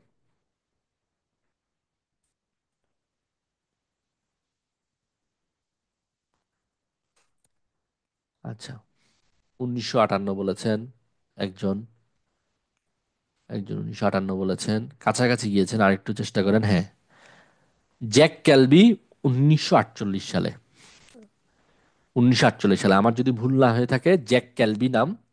ঠিক আছে, জ্যাক ক্যালবি আইসি আবিষ্কার করেন 1948 সালে। ঠিক আছে, আপনারা একটু ক্রস চেক করে দেখবেন এটা আমি মোটামুটি ঠিক বলেছি কিনা আর কি। ঠিক আছে, আচ্ছা, ঠিক আছে, তাহলে এই এই জিনিসগুলো একটু স্টাডি করলেন বিভিন্ন, জি স্যার, জ্যাক ক্যালবি, ঠিক আছে, তাহলে ঠিক আছে। তাহলে এখানে আমি কি কি বললাম? সেন্ট্রাল প্রসেসিং ইউনিট, তারপর হচ্ছে যে মেমোরি, মেমোরির মধ্যে হচ্ছে যে ক্যাশ মেমোরি এবং ভার্চুয়াল মেমোরিটা একটু আলাদা করে দেখবেন। আইসি, এটা একটু, এটা নিয়ে একটু পড়াশোনা করবেন, ইন্টিগ্রেটেড সার্কিট বলতে কি বোঝায়, অ্যানালগ এবং ডিজিটাল কম্পিউটারটা দেখবেন, এর মধ্যে পার্থক্য দেখবেন, এক্সাম্পল দেখবেন, এখানে সুপার কম্পিউটারটা একটু ভালো করে দেখবেন, এখানে বিভিন্ন প্রজন্ম থেকে কিভাবে আপনাকে প্রশ্ন করতে পারে সেটা সম্পর্কে একটা আইডিয়া দিলাম। আচ্ছা, এবার দেখেন সব থেকে মোস্ট ইম্পর্টেন্ট যে টপিকটা, আমি যেটা বারবার বলছি, সিপিইউ, সেন্ট্রাল প্রসেসিং ইউনিট, এটা যে এখানে বলেছি, হ্যাঁ, এই যে সিপিইউ বা সেন্ট্রাল মাইক্রো প্রসেসর, এখানে দুইটা জিনিস একটু খেয়াল রাখবেন। ঠিক আছে, দুইটা জিনিস একটু খেয়াল রাখবেন যে এই এলইউ কি কাজ করে, অ্যারিথমেটিক লজিক ইউনিট, এগুলো কিন্তু আপনারা লিখিত তো পড়েছেন যে এলইউ কিভাবে কাজ করে, এবং কন্ট্রোল ইউনিট কিভাবে কিভাবে কাজ করে। আমি যদি আপনাকে বলি যে আচ্ছা, কন্ট্রোল ইউনিট কিভাবে কাজ করে, হ্যাঁ, কন্ট্রোল ইউনিট কিভাবে কাজ করে, ঠিক আছে, কন্ট্রোল ইউনিট কিভাবে কাজ করে, তাহলে আপনি সহজ ভাষায় কিভাবে করতে পারেন, সহজ ভাষায় কি বলতে স্যার, কন্ট্রোল ইউনিট চারটা ধাপে কাজ করতে পারে। একটা হচ্ছে দেখি ফেচ, ইনস্ট্রাকশন ফেচ করে, তারপর হচ্ছে ডিকোড করে, আপনি তো খুব বেশি কথা বলতে পারবেন না সেখানে, তাই না? তারপর হচ্ছে দেখি এক্সিকিউট করে, তারপর হচ্ছে দেখি ম্যানেজ করে। এই চারটা ধাপে কাজ করে। ঠিক আছে, তার মানে ইনস্ট্রাকশন ফেচ করে, কন্ট্রোল ইউনিট কি কাজ করে, কন্ট্রোল ইউনিট ইনস্ট্রাকশন ফেচ করে, তাই তো? অর্থাৎ র্যাম থেকে ইনস্ট্রাকশনগুলোকে নিয়ে আসে। এরপর হচ্ছে দেখি সেই আহ, নির্দেশনাগুলোকে হচ্ছে যে কি ডিকোড করে, হ্যাঁ, নিয়ন্ত্রণ সংকেতে ডিকোড করে। তারপর হচ্ছে যে কাজ সম্পাদন করার জন্য অ্যারিথমেটিক লজিক ইউনিট মেমোরি বা রেজিস্টারে সংকেত পাঠায়। আর কন্ট্রোল ইউনিট সিপিইউর মধ্যে সমস্ত অপারেশনের ক্রম এবং সময় পরিচালনা করে। তার মানে এত কিছু তো আপনি বলতে পারবেন না, তাহলে আপনি সহজ ভাষায় কি বলতে পারেন, কন্ট্রোল ইউনিট কিভাবে কাজ করে, ফেচ, ডিকোড, এক্সিকিউট এবং ম্যানেজ, এই চারটা ধাপে বেসিক্যালি কন্ট্রোল ইউনিটের কাজটা হয়। তো আপনি যদি আরো সহজ ভাষায় বলতে চান যে মানে আপনি কন্ট্রোল ইউনিট কিভাবে কাজ করে, এই প্রশ্নটাকে যদি আপনি আরেকটু গুছিয়ে আরো সহজ ভাষায় বলতে চান, তাহলে আপনি কি বলতে পারেন, কন্ট্রোল ইউনিট, হ্যাঁ, একদম ভাইভার জন্য আপনি টু দা পয়েন্ট কিভাবে আপনি কাজ মানে প্রশ্নটা আনসার করতে পারেন যে কন্ট্রোল ইউনিট হলো সিপিইউর একটি গুরুত্বপূর্ণ উপাদান, যা প্রসেসরের মধ্যে সমস্ত ক্রিয়াকলাপ পরিচালনা এবং সমন্বয়ের জন্য দায়ী। তার মানে হচ্ছে যে কি, প্রসেসরের মধ্যে, প্রসেসরের মধ্যে প্রসেসরের মধ্যে সমস্ত ক্রিয়াকলাপ পরিচালনা, সমস্ত ক্রিয়াকলাপ, আমি এটার মনে হয় একটা পিডিএফ দিয়েছিলাম, সমস্ত ক্রিয়াকলাপ পরিচালনা, সমস্ত ক্রিয়াকলাপ পরিচালনা এবং সমস্ত ক্রিয়াকলাপ পরিচালনা এবং সমন্বয়ের জন্য দায়ী, এবং সমন্বয়ের জন্য দায়ী। ঠিক আছে, তার মানে এইভাবে করে আপনি সহজভাবে বলতে পারেন। আরো কি বলতে পারেন, এটি ইনস্ট্রাকশনগুলোকে ডিকোড করে এবং কাজগুলো চালানোর জন্য অন্যান্য সিপিইউ উপাদানগুলোতে সংকেত পাঠায়। মোস্ট ইম্পর্ট্যান্ট, এবং এক লাইনে আপনি আনসারটা করে দিতে পারেন। তাহলে ঠিক আছে, প্রসেসর এর সাথে ইনপুট আউটপুট ডিভাইস সংযোগ করে, সংযোগ করে, এটা দিলে হবে না, আপনাকে একটু একটু এই জিনিসটাকে দেখেন আমি কিভাবে বলছি, সেই জিনিসটা একটু খেয়াল করার চেষ্টা করেন। সিপি হলো একটি গুরুত্বপূর্ণ উপাদান যা প্রসেসরের মধ্যে সমস্ত ক্রিয়াকলাপ পরিচালনা বা সমন্বয়ের জন্য দায়ী। আরও একটু স্পেসিফিক ভাবে বললে এটা কিভাবে বলতে পারেন, এটা হচ্ছে যে ইনস্ট্রাকশনগুলোকে ডিকোড করে, অর্থাৎ নির্দেশাবলীকে ডিকোড করে, এবং কাজগুলো পরিচালনা করার জন্য অন্যান্য সিপিইউ উপাদানগুলোতে সংকেত পাঠায়। যে বিভিন্ন কাজগুলো আছে সেগুলোর জন্য যে কন্ট্রোল সিগন্যাল, যে সিগন্যালগুলো আছে সেই সিগন্যালগুলো বিভিন্ন উপাদানগুলোতে পাঠায়। ঠিক আছে, এইটা হচ্ছে যে এটাকে আপনি এভাবে করে বলতে পারেন। ঠিক আছে, এই কন্ট্রোল ইউনিট তাহলে এক লাইন বা দুই লাইনে কিভাবে জিনিসগুলোকে উত্তর করবেন বা কিভাবে সহজ ভাষায় উত্তর করবেন সেই জিনিসটা একটু প্র্যাকটিস করবেন। যে আচ্ছা আমি তো এখানে সব বলতে পারবো না, এটার মূল সামারিটা কি, এটাই হচ্ছে কথা। হ্যাঁ, এটার মূল সামারিটা কি সেই জিনিসটাকে আপনারা আয়ত্তে আনবেন। ঠিক আছে, আচ্ছা এরপর দেখেন, এরপর মেমোরি, মেমোরির মধ্যে প্রধান মেমোরি দেখলেন। হ্যাঁ, প্রধান মেমোরি দেখলেন, র্যাম কি, রম কি, এগুলোর কিন্তু পূর্ণরূপগুলো ভালো করে দেখবেন। কাল কিন্তু আমি পূর্ণরূপের একটা পিডিএফ দিয়েছি, সেটা একটু ভালো করে দেখবেন, মেমোরি সম্পর্কিত যে তথ্যগুলো আছে আর কি। হ্যাঁ, আচ্ছা এরপর আসেন, এরপর আমার কাছে যদি আপনি বলেন যে আহ, আপনাদের এই যে কম্পিউটার বেসিক থেকে আর কি কি হতে পারে, যেমন কম্পিউটার বেসিক থেকে হচ্ছে দেখি স্ক্যানার, এটা স্ক্যানার কি, প্রিন্টার কি, হ্যাঁ বিভিন্ন ইনপুট আউটপুট ডিভাইসের, এটা নিয়েও কিন্তু আমি একটা ক্লাস নিয়েছি এর আগের ক্লাসে, যেটা ফেসবুক লাইভে নিয়েছিলাম। সেই ক্লাসটাও দেখবেন, সেখানে কিন্তু আমরা বিভিন্ন ইনপুট ডিভাইস, আউটপুট ডিভাইস এবং ছোটখাটো অনেকগুলো কম্পিউটার বেসিক নিয়ে আলোচনা করেছি। হ্যাঁ, এখানে এখানে বেসিক্যালি বিভিন্ন আপনার ডিভাইসগুলোর বা বিভিন্ন যন্ত্রগুলোর হচ্ছে যে পূর্ণরূপটা একটু খেয়াল রাখবেন। ঠিক আছে, যেমন আবার আপনাকে জিজ্ঞেস করতে পারে ওএমআর এটার পূর্ণরূপ কি, ওসিআর এটার পূর্ণরূপ কি, হ্যাঁ এমআইসিআর এগুলোর পূর্ণরূপ কি, এগুলো কিন্তু আমরা গত ক্লাসে আলোচনা করেছি। পূর্ণরূপগুলো একটু ভালো করে এখানে খেয়াল করবেন। ঠিক আছে, আচ্ছা এরপর আসেন, কম্পিউটার বেসিকের মধ্যে আর কি দেখবেন, সিস্টেম সফটওয়্যার, এগুলো একটু ভালো করে খেয়াল করবেন। আচ্ছা কি বলছেন স্যার, পূর্ণরূপের পিডিএফটা শুধু দেখলে হবে, এর বাইরে কিছু দেখতে হবে না? পূর্ণরূপের মোটামুটি এখন অনেকগুলোই দিয়েছি, এর বাইরে মনে হয় খুব বেশি আর গুরুত্বপূর্ণ নাই।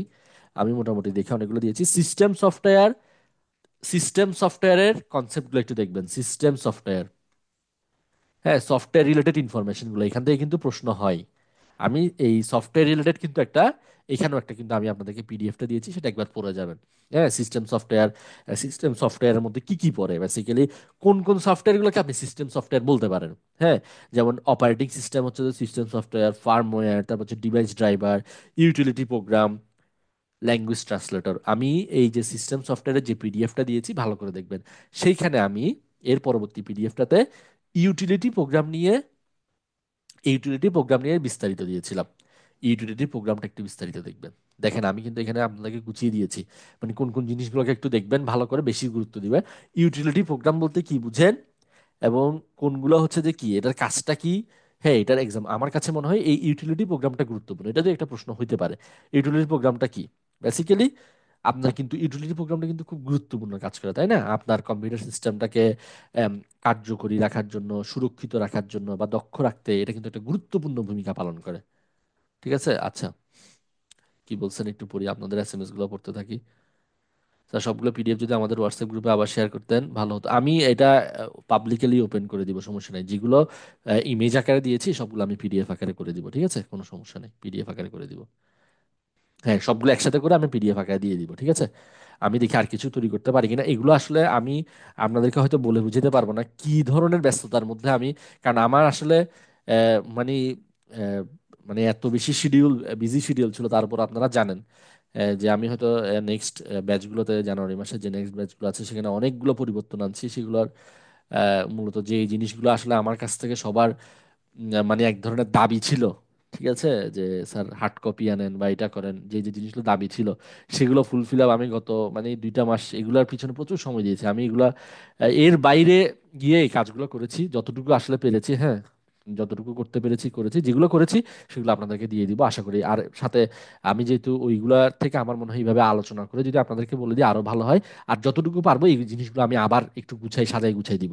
ওই ফাইলটা দেখবেন, আপনাদের কাজে আসবে। আচ্ছা, ইউটিলিটি প্রোগ্রাম একটু ভালো করে দেখবেন। কেন বলছি ইউটিলিটি প্রোগ্রামটা? হ্যাঁ,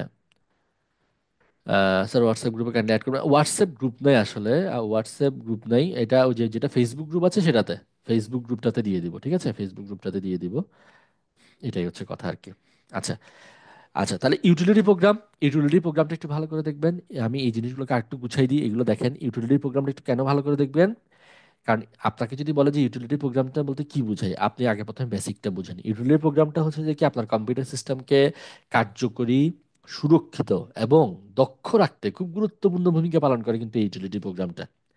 ঠিক আছে, কি কি কাজ করে তাহলে? গুরুত্বপূর্ণ ভূমিকা বলতে কোন কোন ভূমিকাগুলো সে পালন করে? যেমন ডিস্ক ক্লিন আপ, ঠিক আছে? ডিস্ক ক্লিন আপ মোটামুটি যে টপিক পড়বেন সেইটার একদম ডিপে গিয়ে যাতে এখান থেকে আপনাকে কোনোভাবে আটকাইতে না পারে।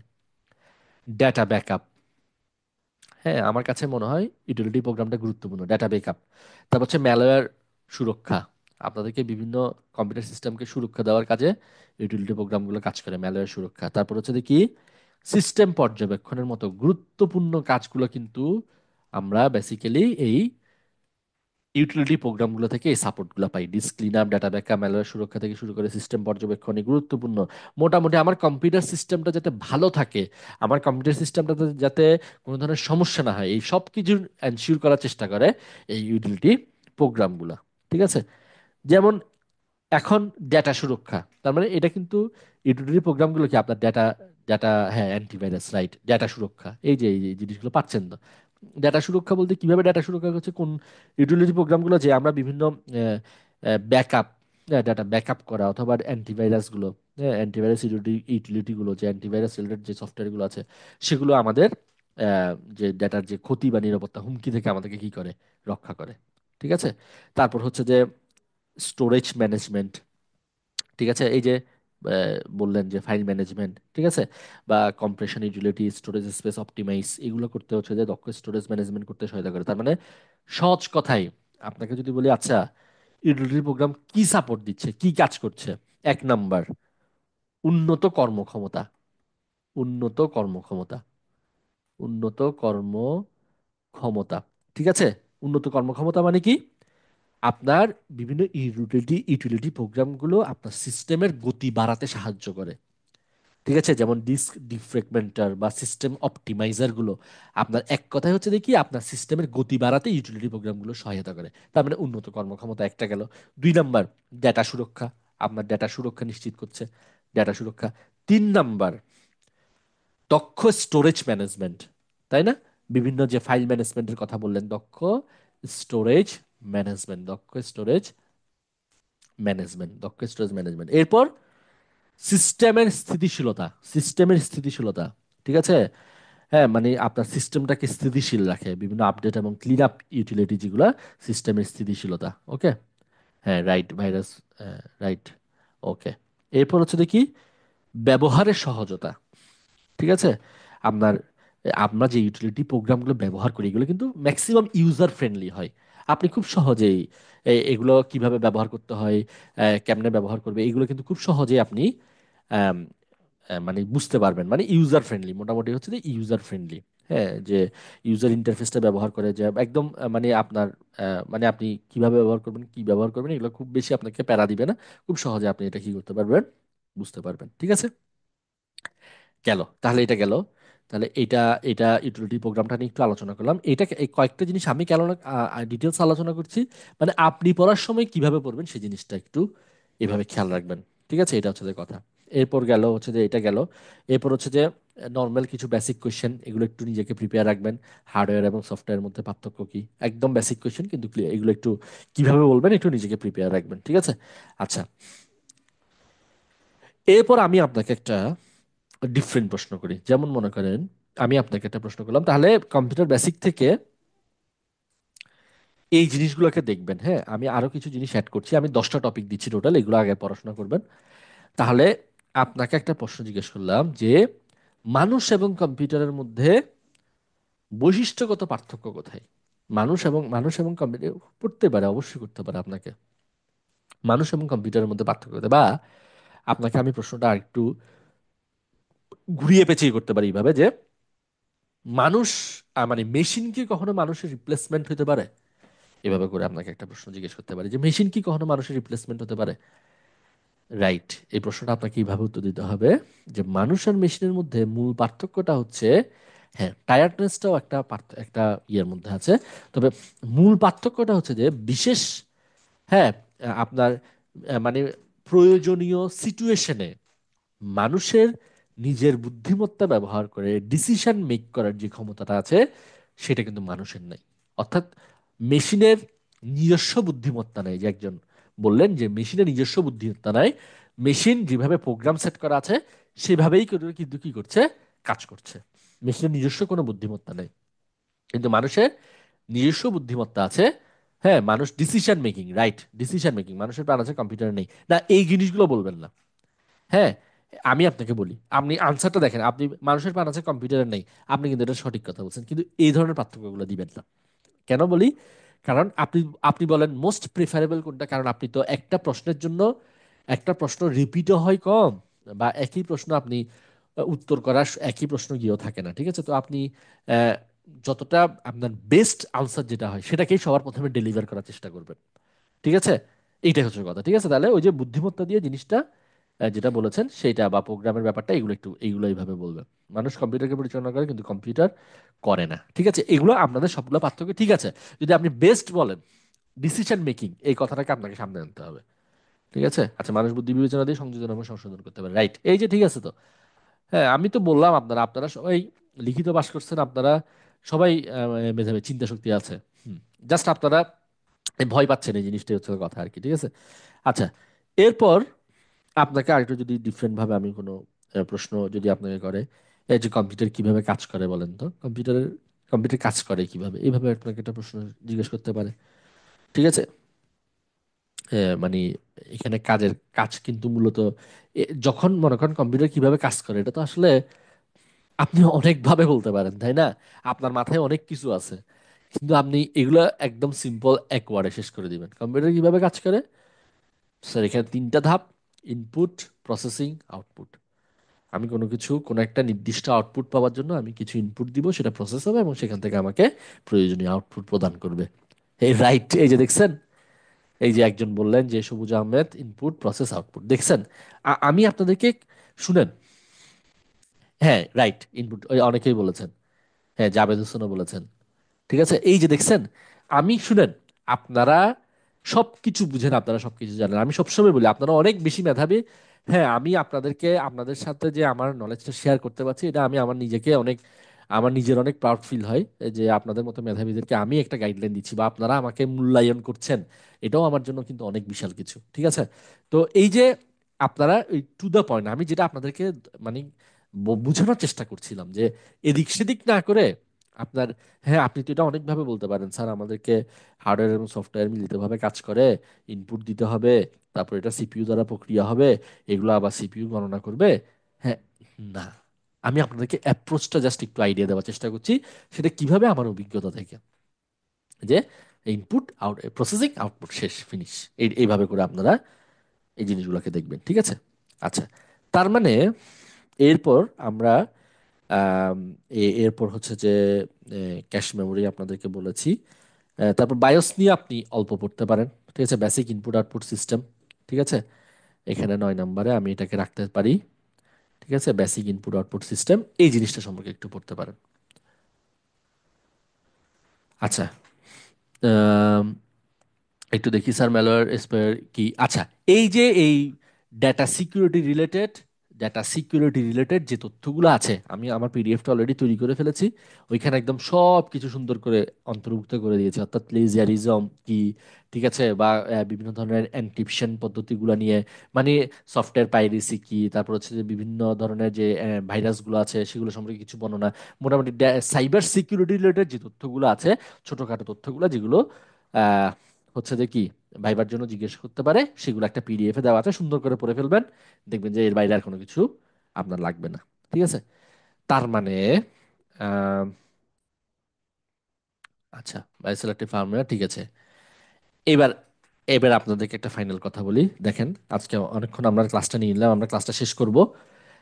আমি সবার প্রথমে আপনাদেরকে একটা কথা বলি, জাস্ট 2টা মিনিট আর সময় নিচ্ছি, আমি আমার কথাটা শেষ করি, কি করবেন, কিভাবে করবেন, আর আমি কি করব সেটা আপনাদেরকে আমি একটু শেষ করি। দেখেন, সবার প্রথমে আপনাদের সবাইকে অনেক বেশি ধন্যবাদ। এই যে আমি, আমি সত্যি কথা বলতে আমি নিজেরই, আমার খুব ভালো লাগছে, এখন 11টা 10 বাজে, কিন্তু স্টিল জুমে মানে 50+ আপনারা আমার লাইভ সেশনটা দেখছেন। তার মানে আপনাদের প্রত্যেকের জবটা খুব বেশি দরকার।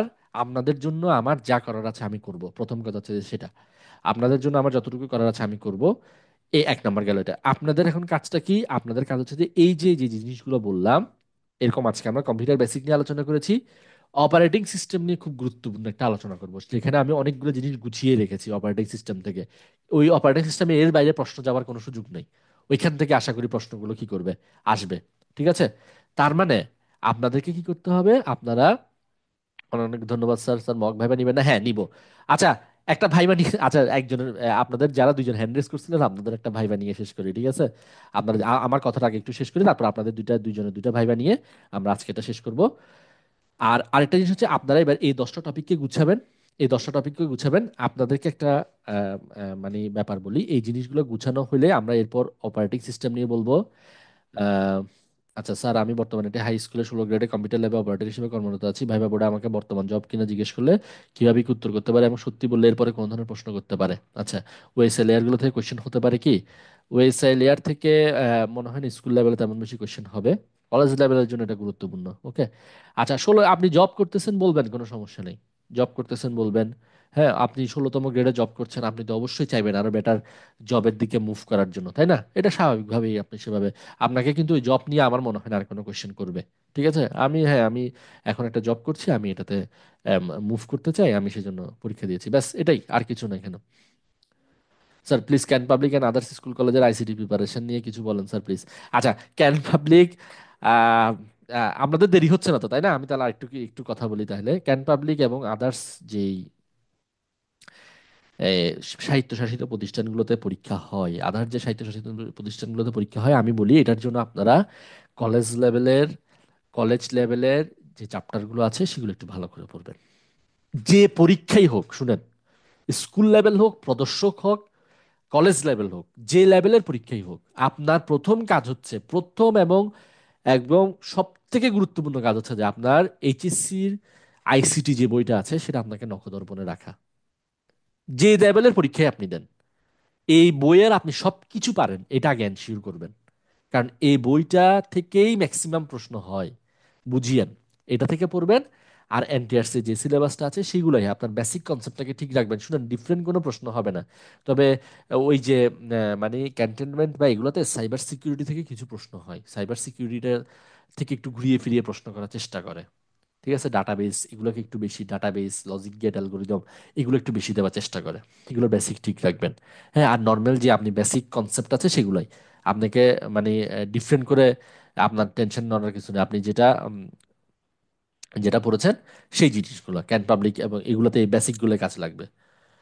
নিবন্ধন থেকে নেয় না ওরা, নিজেদের নিবন্ধন থাকলে প্রায়োরিটি বেশি দেয়। আপনি দেখবেন সামনে সবগুলোর ক্ষেত্রেই আপনার নিবন্ধনটা মাস্ট হয়ে যাবে।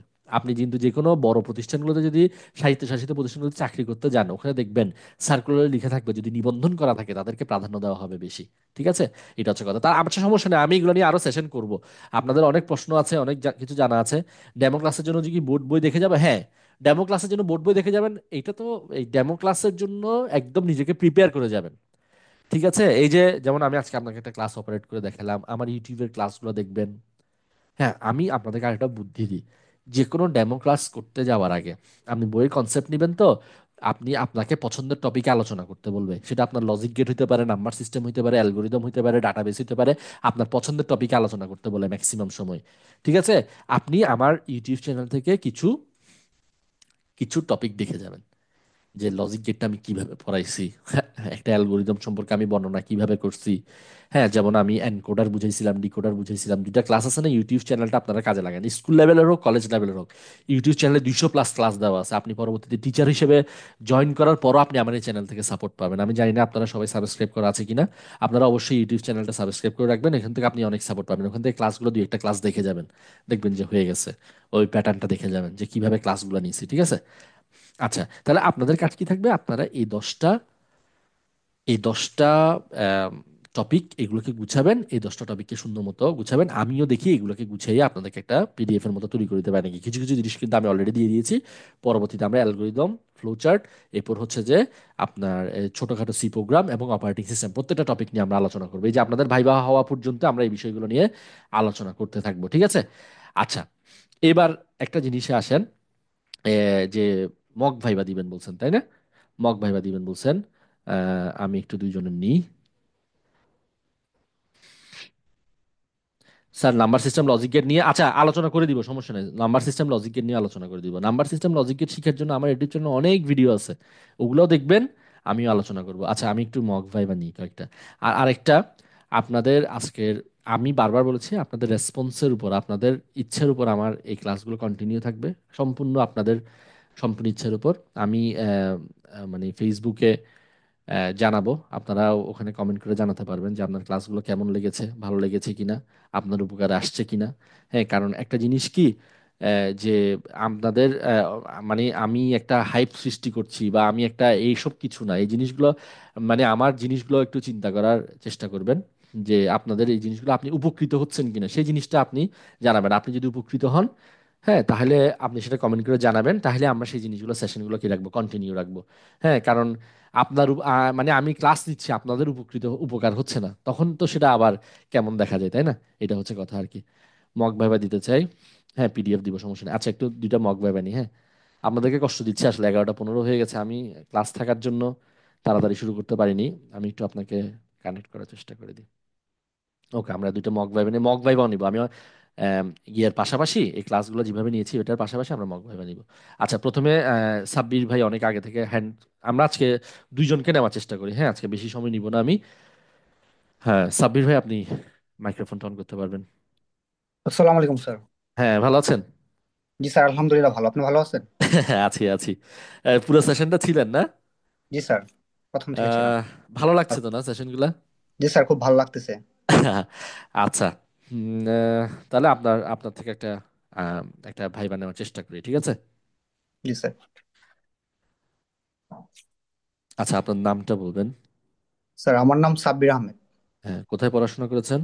আমি ডেফোডিল ইন্টারন্যাশনাল ইউনিভার্সিটি থেকে কম্পিউটার সায়েন্স অ্যান্ড ইঞ্জিনিয়ারিং বিভাগে বিএসসি কমপ্লিট করেছি। আচ্ছা, শিক্ষকতা পেশায় কেন আসতে চান? স্যার, শিক্ষকতার পেশার আসার উদ্দেশ্য হচ্ছে স্যার, এখানে শিখার এবং শেখানোর একটা সুযোগ আছে। শিক্ষা এবং শেখানোর একটা সুযোগ আছে। তাছাড়া স্যার, আমি চাই হচ্ছে আমার এলাকায় কিছু একটা করতে। তো তো সেই ক্ষেত্রে আমার হচ্ছে শিক্ষকতা পেশাটা আমার কাছে মনে হয় খুব একটা কমফোর্টের একটা জায়গা হবে আমার জন্য। আচ্ছা, এনটিআরসি এর মাধ্যমে যে আপনার মানে মনে করেন এনটিআরসি আপনাকে তো একটা সার্টিফিকেট দিচ্ছে, হ্যাঁ এটা তো চাকরি নিশ্চিত করে না, বেসিক্যালি এনটিআরসি আপনাকে একটা সার্টিফিকেট দিচ্ছে। তো এটার প্রসেসিং গুলো তো সামনে জটিলতা আছে, আপনি যে আপনার এলাকায় পাবেন, আপনি সেটা কিভাবে এনশিওর হলেন? স্যার, আমার জেলায় বা আমার থানায় বা পাশের থানায় এরকম পাবো, কিন্তু অন্যান্য চাকরির ক্ষেত্রে দেখা যাচ্ছে যে আমার নিজ জেলায় পাওয়ার সম্ভাবনা কম থাকে। হ্যাঁ। তো অন্যান্য চাকরিতে তো আপনি আপনার মানে ধরেন আপনার এখন আপনি স্কুল পর্যায়ে যে জবে জয়েন করতে চাচ্ছেন, আপনি অন্যান্য চাকরির ক্ষেত্রে তো আপনি সুযোগ সুবিধাও বেশি পেতেন তাই না? আপনার সুযোগ সুবিধাগুলোরও তো দরকার আছে। তো এই চাকরিটাতে আপনি অন্যান্য ওই সুযোগ সুবিধাগুলোকে পিছনে ফেলে কোন জিনিসটা আপনাকে উদ্বুদ্ধ করেছে, যেটার কারণে আপনি মানে শিক্ষকতা করতে চাইছেন? স্যার, এটা হচ্ছে সৎভাবে ইনকাম করা যাবে। তারপরে স্যার, আমি হচ্ছে অন্য চাকরিতে শেখার আপনি চাইলে কি সুযোগ পাবো। সৎভাবে ইনকাম করতে পারবেন না? জি স্যার, পারবো। কিন্তু স্যার, এটা এই এই জায়গাটা আমার কাছে খুব কমফোর্ট মনে হয় স্যার, শিক্ষকতা পেশাটা। এটা হচ্ছে মানে সম্মানের একটা পেশা। তাছাড়া স্যার, এখানে বাচ্চাদের শেখানোর সুযোগ আছে, নিজে শেখার সুযোগ আছে। আচ্ছা। আমার মনে হয় স্যার, আমার জন্য সবচেয়ে কমফোর্টফুল পেশাই হবে শিক্ষকতা। তো যে ধরেন এই যে শিক্ষকতা নিয়ে অনেকের মধ্যে অনেক ধরনের কোশ্চেন থাকে, যে অনেকের মধ্যে যে সুযোগ সুবিধা কম বা অনেকগুলো ফ্যাসিলিটি বাড়ানো দরকার, ঠিক আছে? আহ, বা এই ধরনের অনেক ধরনের কমপ্লেইন থাকে, ঠিক আছে, যে ফ্যাসিলিটি কম, বা এগুলো আপনাদেরকে পরে পরে গিয়ে আপনাকে হ্যাম্পার করতে পারে না? এটা কিছুটা প্রভাবিত করতে পারে। কিন্তু স্যার, আমি তো জেনেই ঢুকতেছি না, মানে হচ্ছে আমি শিক্ষকতা পেশাটা তো আমি তো জেনেই ঢুকতেছি যে কি কি সুযোগ সুবিধা আমি পাবো, কি আচ্ছা কি পাবো না। আচ্ছা আচ্ছা। আচ্ছা তো লিখিত পরীক্ষা কেমন হয়েছে বলেন তো? স্যার, লিখিত পরীক্ষা আলহামদুলিল্লাহ ভালো হয়েছে। কত পাবেন বলে আশা করেন? 70+। আচ্ছা 70+ পাবেন। তাহলে তো ভালো নাম্বার থাকবে, তাহলে আপনার পছন্দের স্কুল আপনি পেয়ে যেতে পারেন। অপারেটিং সিস্টেম বলতে কি বুঝেন দেখি বলেন তো? আর অপারেটিং সিস্টেম হচ্ছে একটি সিস্টেম সফটওয়্যার, যা হচ্ছে আমাদের কম্পিউটারের হার্ডওয়্যার এবং সফটওয়্যার নিয়ন্ত্রণ করার কাজে ব্যবহার করা হয় এবং কম্পিউটারের সমস্ত কিছু পরিচালনার কাজে ব্যবহার করা হয় অপারেটিং সিস্টেম।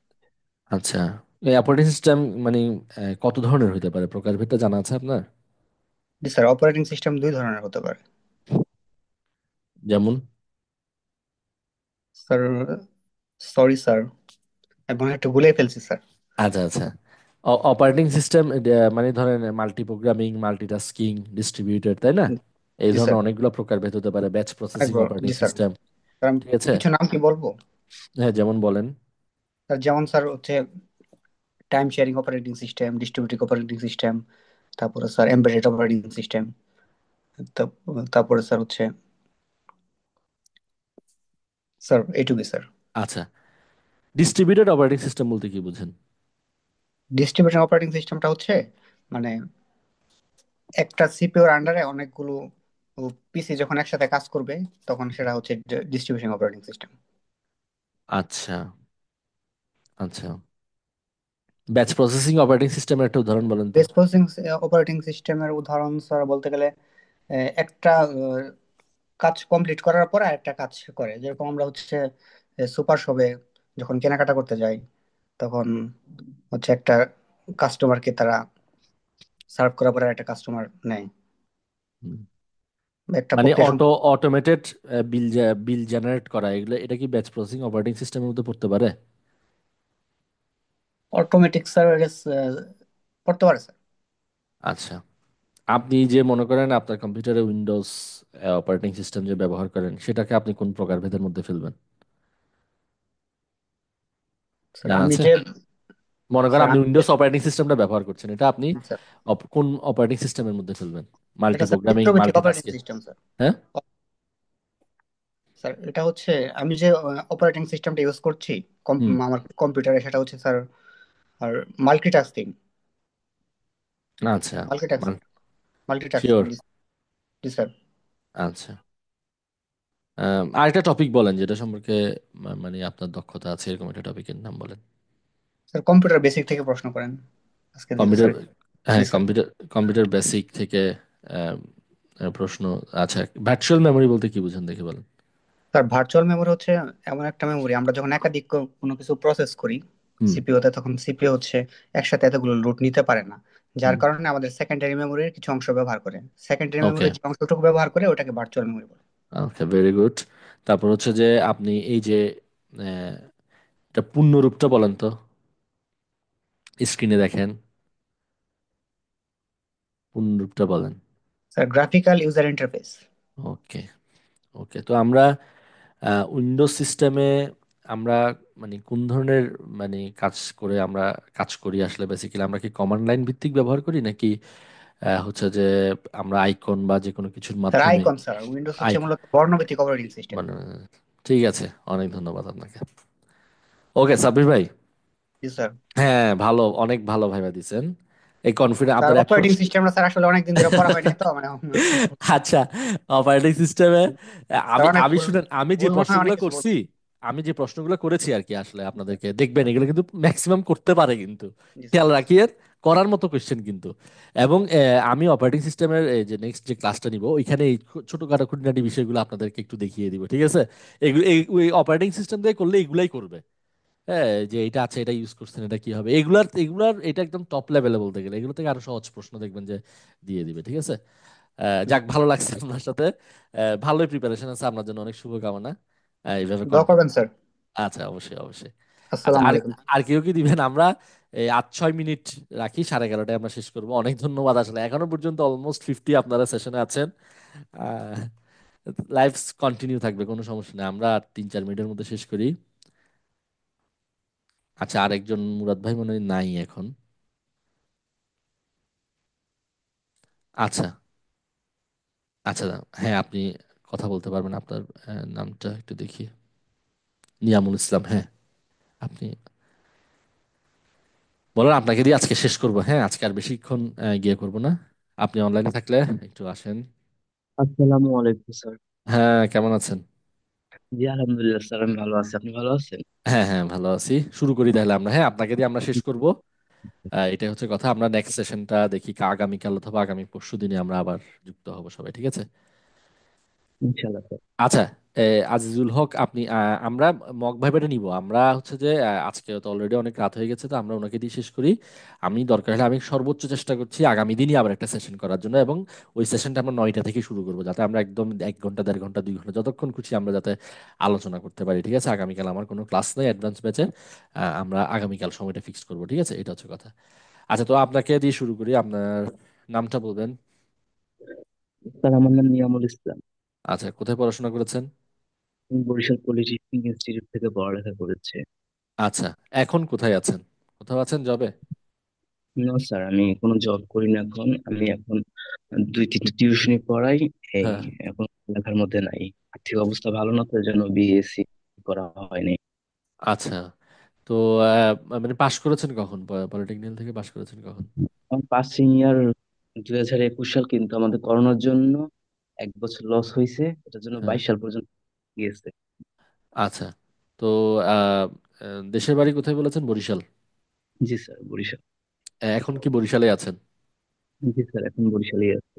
আচ্ছা, বরিশাল মানে কিসের জন্য বিখ্যাত? বরিশাল মূলত আমড়ার পেয়ারার জন্য মূলত বিখ্যাত, আর এখানে সাক্ষরতার হার অনেক বেশি, এগুলোর কারণে মূলত বিখ্যাত বলা হয়। আপনার মানে জেলার মধ্যে যে স্কুলগুলো আছে এখানে মানে শূন্যপদ কেমন আছে? এখানে মোটামুটি ভালোই শূন্যপদ আছে। আচ্ছা, বরিশালের বাইরে হলে জবটা কি করবেন? জি স্যার, বাইরে হলো করবো। আচ্ছা, তো ম্যানেজ করতে পারবেন? মানে আপনি তো সবকিছু জানেন। কত গ্রেডে যায় বেতন পাবেন? হ্যাঁ, কত গ্রেডে বেতন পাবেন দেখি বলেন তো স্কুলে জব হলে। হ্যাঁ, 10ম গ্রেডে পাবো। বিএড করা কি লাগবে আপনার? ডিপ্লোমাদের লাগবে না। আচ্ছা, বিএড করা লাগবে না। বিএড ছাড়াই আপনারা 10ম গ্রেডে মানে বেতন পাবেন আর কি। তো আপনার জেলার বাইরে যদি জব হয় এটা দিয়ে কি আপনি মানে এফোর্ড করতে পারবেন? ইনশাল্লাহ স্যার, পারবো। যেহেতু আমাদের যারা শিক্ষা দিয়েছে, শিক্ষক যারা, তারা হুম। যদি যেহেতু পারছে, আমি অবশ্যই পারবো।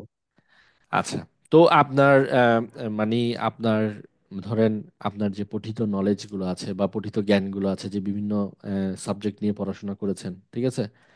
যেমন মনে করেন প্রোগ্রামিং আছে, অ্যালগোরিদম আছে, হ্যাঁ, এগুলো আপনার স্কুলের আহ, মানে ধরেন প্রোগ্রামিং এর কনসেপ্টের কথাই যদি ধরি, এই কনসেপ্টগুলো ডেভেলপড হলে এটা বাচ্চাদের কি উপকার হতে পারে?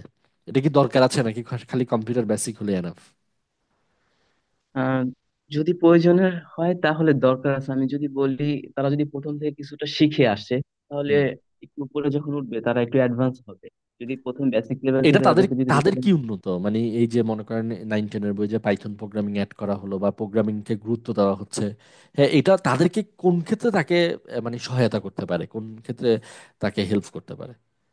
তারা যখন একটু উপরে ক্লাস উঠবে, তাদের এটার প্রতি কি আগ্রহটা বাড়বে। মূলত আগ্রহ বাড়ানোর জন্য মূলত ওর স্যার ফ্রিল্যান্সিং করতে পারবে। এটা এই মূলত আসলে চিন্তা করেন, এটা কিন্তু বাচ্চাদের যে লজিক্যাল চিন্তা ভাবনা করার যে ব্যাপারটা সেই জিনিসটা কিন্তু ডেভেলপ করবে। হ্যাঁ, সে একটা যুক্তি সহকারে কোনো কিছু চিন্তা করার যে প্রবণতা সেটা গ্রো হবে, সেটার প্রতি একটা আগ্রহ, মানে যুক্তিভিত্তিক কোনো একটা সমস্যা সমাধানের জন্য সে চেষ্টা করবে। হ্যাঁ, প্রবলেম সলভিং ক্যাপাসিটি বাড়বে, প্রবলেম সলভিং এর জন্য যে স্কিলটা দরকার সেই স্কিলটা ডেভেলপড হবে। হ্যাঁ, অবশ্যই তাহলে প্রোগ্রামিং নলেজটা কি আছে, দরকার আছে। ওকে, তো এই প্রোগ্রামিং এর মধ্যে মনে করেন মানে চলক এবং ধ্রুবক এটার মধ্যে পার্থক্যটা কি? চলক হচ্ছে ভেরিয়েবল মেমোরি লোকেশনের নাম, আর ধ্রুবক হচ্ছে যে মানটা পরিবর্তন হয় না, যেটা থাকে, যে মানটা ভ্যারিয়েবল সবসময় থাকে। ভ্যারিয়েবল কি প্রোগ্রামের মধ্যে পরিবর্তন হবে? এটার রাশিটা মান কি পরিবর্তন হবে ভ্যারিয়েবলের মানটা? ভেরিয়েবলের মান, হুম। ভেরিয়েবলের মান হ্যাঁ পরিবর্তন হবে এই মানটা। চলকের মানটা পরিবর্তন করতে পারবেন না? উম, চলকের মান, ভেরিয়েবল আর চলক তো একই চলকের মান জিনিস। তো পরিবর্তন মানে কনস্ট্যান্টের মান, ধ্রুবকের মান পরিবর্তন করতে পারবেন না? জি স্যার, ধ্রুবকের মান আচ্ছা, মনে পরিবর্তন করেন করতে আমি পারবে। এইভাবে লিখলাম। হ্যাঁ, এইভাবে লিখলাম। এইভাবে করে আমি একটা ভ্যারিয়েবল ডিক্লারেশন করলাম। এটা কি ভ্যালিড নাকি ইনভ্যালিড? এটা ইনভ্যালিড, এটা হবে না, কারণ এখানে আমি সংখ্যা আগে ব্যবহার করেছি, ভেরিয়েবলের আগে সংখ্যা ব্যবহার করা যাবে না। আচ্ছা, এইভাবে এইভাবে ব্যবহার করতে পারবো? হ্যাঁ, আন্ডারস্কোর ব্যবহার করতে পারবো। আন্ডারস্কোর ব্যবহার করা যাবে। আচ্ছা, আর তাহলে অ্যালগোরিদম এবং ফ্লোচার্টের মধ্যে পার্থক্য কি বলেন তো? অ্যালগরিদম হচ্ছে কোন একটা সমস্যাকে ধাপে ধাপে অগ্রসর হওয়ার প্রক্রিয়া, আর এটা হচ্ছে চিত্রের সাহায্যে আহ, কোন চিহ্ন ব্যবহার করে সমস্যার সমাধান করার প্রক্রিয়া। চিত্রের সাহায্যে? চিত্রভিত্তিক, বর্ণভিত্তিক। তাহলে আচ্ছা, অ্যালগোরিদমে যেগুলো আমরা ধাপে ধাপে সমাধান করছি সেগুলোই তো আমরা ফ্লোচার্টে চিত্রের মাধ্যমে সমাধান করছি। তাহলে ফ্লোচার্টটা কেন দরকার হচ্ছে? কোন ক্ষেত্রে আসলে বেসিক্যালি ফ্লোচার্টটা দরকার হয়? আহ মানে ফ্লোচার্ট থেকে সহজে প্রোগ্রামে কনভার্ট করা যায়, কিন্তু অ্যালগরিদম থাকে অতি সহজে বা প্রোগ্রামিং মনে কমপ্লিট করেন করতে পারবে। যদি কারো প্রোগ্রামিং নলেজটা ভালো নাও থাকতে পারে, রাইট, প্রোগ্রামিং কনসেপ্টটা হুম। ডেভেলপ নাও থাকতে পারে, হ্যাঁ, কিন্তু সে চিত্রের মাধ্যমে দেখলে সেটা কিন্তু ডেভেলপ করতে পারবে। এটা হচ্ছে যে কথা আর কি। আম, আর সুডোকোড বলতে কি বোঝেন দেখি বলেন তো? প্রোগ্রামের ধরন ও কার্যাবলী তুলে ধরার জন্য কিছু নির্দেশের সমষ্টিকে সুডোকোড বলা হয়। আচ্ছা, মানে একটা রাফ আইডিয়া করা, তাই তো? মানে যে কোনো একটা প্রোগ্রাম করার আগে রাফ একটা আইডিয়া করা। যেমন ফ্লো চার্টের মধ্যে মনে করেন আমি ইনপুট বা আউটপুট নিব, তাহলে কি আমি সামান্তরিক ইউজ করবো নাকি আয়তক্ষেত্র ব্যবহার করব ইনপুট ইনপুট বা আউটপুটের জন্য? সামান্তরিক নিব, আচ্ছা, আর সামান্তরিক নিব। প্রসেসের জন্য আউট, ওই যে এটা নিব, ইনপুট এবং আয়তক্ষেত্র। আউটপুট দুইটার জন্যই হচ্ছে যে সামান্তরিকের মতো নিব হ্যাঁ, আর কি, তাই তো? প্রসেসিং এর জন্য হচ্ছে যে আয়তক্ষেত্র। আয়তক্ষেত্র। ওকে, ঠিক আছে, অনেক ধন্যবাদ আপনাকে, অনেক ভালো ভাইবা দিচ্ছেন, অনেক শুভকামনা। আমি আসলে মানে এটা ভাইবার একটা আইডিয়া দেওয়ারও চেষ্টা করছি, পাশাপাশি মানে কি প্রশ্ন হতে পারে, কি হতে পারে, বা একটা প্রশ্ন থেকে কতটা ডেপতে যেতে পারে সেটা সম্পর্কে একটা আইডিয়া দেওয়ার চেষ্টা করছি আর কি, সেজন্য আমি জি কিছু। স্যার, আপনি যখন বলছিলেন না সকালে প্র্যাকটিস করতে, একটু প্র্যাকটিস করছিলাম। আচ্ছা এই আচ্ছা, এই যে দেখেন, জি। আমি এই জিনিসটাই চাই যে আপনি একটা কাজের উদ্দেশ্য হইলো কিছু হইলো পড়াশোনা করেন, এটা হচ্ছে কথা, ঠিক আছে? এই হচ্ছে কথা, স্যার ঠিক আমাকে আছে। লাস্ট টাইম হ্যাঁ, মানে যে প্রশ্ন হচ্ছে, মানে আমাকে ওই যে বেসিক যেগুলো আছে ওগুলো থেকে প্রশ্ন করলে আমি অ্যান্সার কিছু মানে মোটামুটি গুছিয়ে দিতে পারবো, বাট যদি ডিপলি চলে যায় একটু, হ্যাঁ। তাহলে আমার ওই জন্য বেসিক গুলো অনেক বেশি। জানলেই হবে, আমি দেখি বেসিকের একটা পিডিএফ তৈরি করছি, কিছু তো দিয়েছি, সাথে ওটা দিয়ে দেবো, এটা একটু দেখে যাবেন আর কি, ঠিক আছে? বেশি চলে গেলে স্যার আমার জন্য প্রবলেম হবে, কারণ না, আমি বেশি অনেকদিন যাবে ল্যাব। না, বেসিক বেসিকই থাকবে, খুব যাবে না, আপনি যতটুকু দিয়েছেন এনাফ, এতটুকু জানলেই হবে, ঠিক আছে? জি স্যার, ঠিক ধন্যবাদ আছে স্যার। তাহলে। তো ঠিক আছে, দোয়া সবাইকে করবেন। অনেক ধন্যবাদ, আপনাকে অনেক ধন্যবাদ, সবাইকে অনেক ধন্যবাদ। আমরা নেক্সট সেশনটা আমরা কালকে বা পরশু আবার আলোচনা করছি, আবার শুরু করব। সবাইকে অনেক ধন্যবাদ এতক্ষণ পর্যন্ত সেশনটা দেখছেন। সবাইয়ের জন্য অনেক শুভকামনা, সবাই টুকটাক কিভাবে পড়াশোনা করতে থাকেন, আশা করি সবকিছু ভালো হবে। আর আপনাদের যে মক ভাইবা এবং এই প্রশ্ন সম্পর্কিত সেশনগুলো চলতে থাকবে আপনাদের প্রয়োজন মতো, ঠিক আছে? এটা হচ্ছে কথা। তো আজকে তাহলে আজকে সেশনটা আমরা এখানেই শেষ করছি। সবাই ভালো থাকবেন, সুস্থ থাকবেন, সবাইকে অনেক ধন্যবাদ।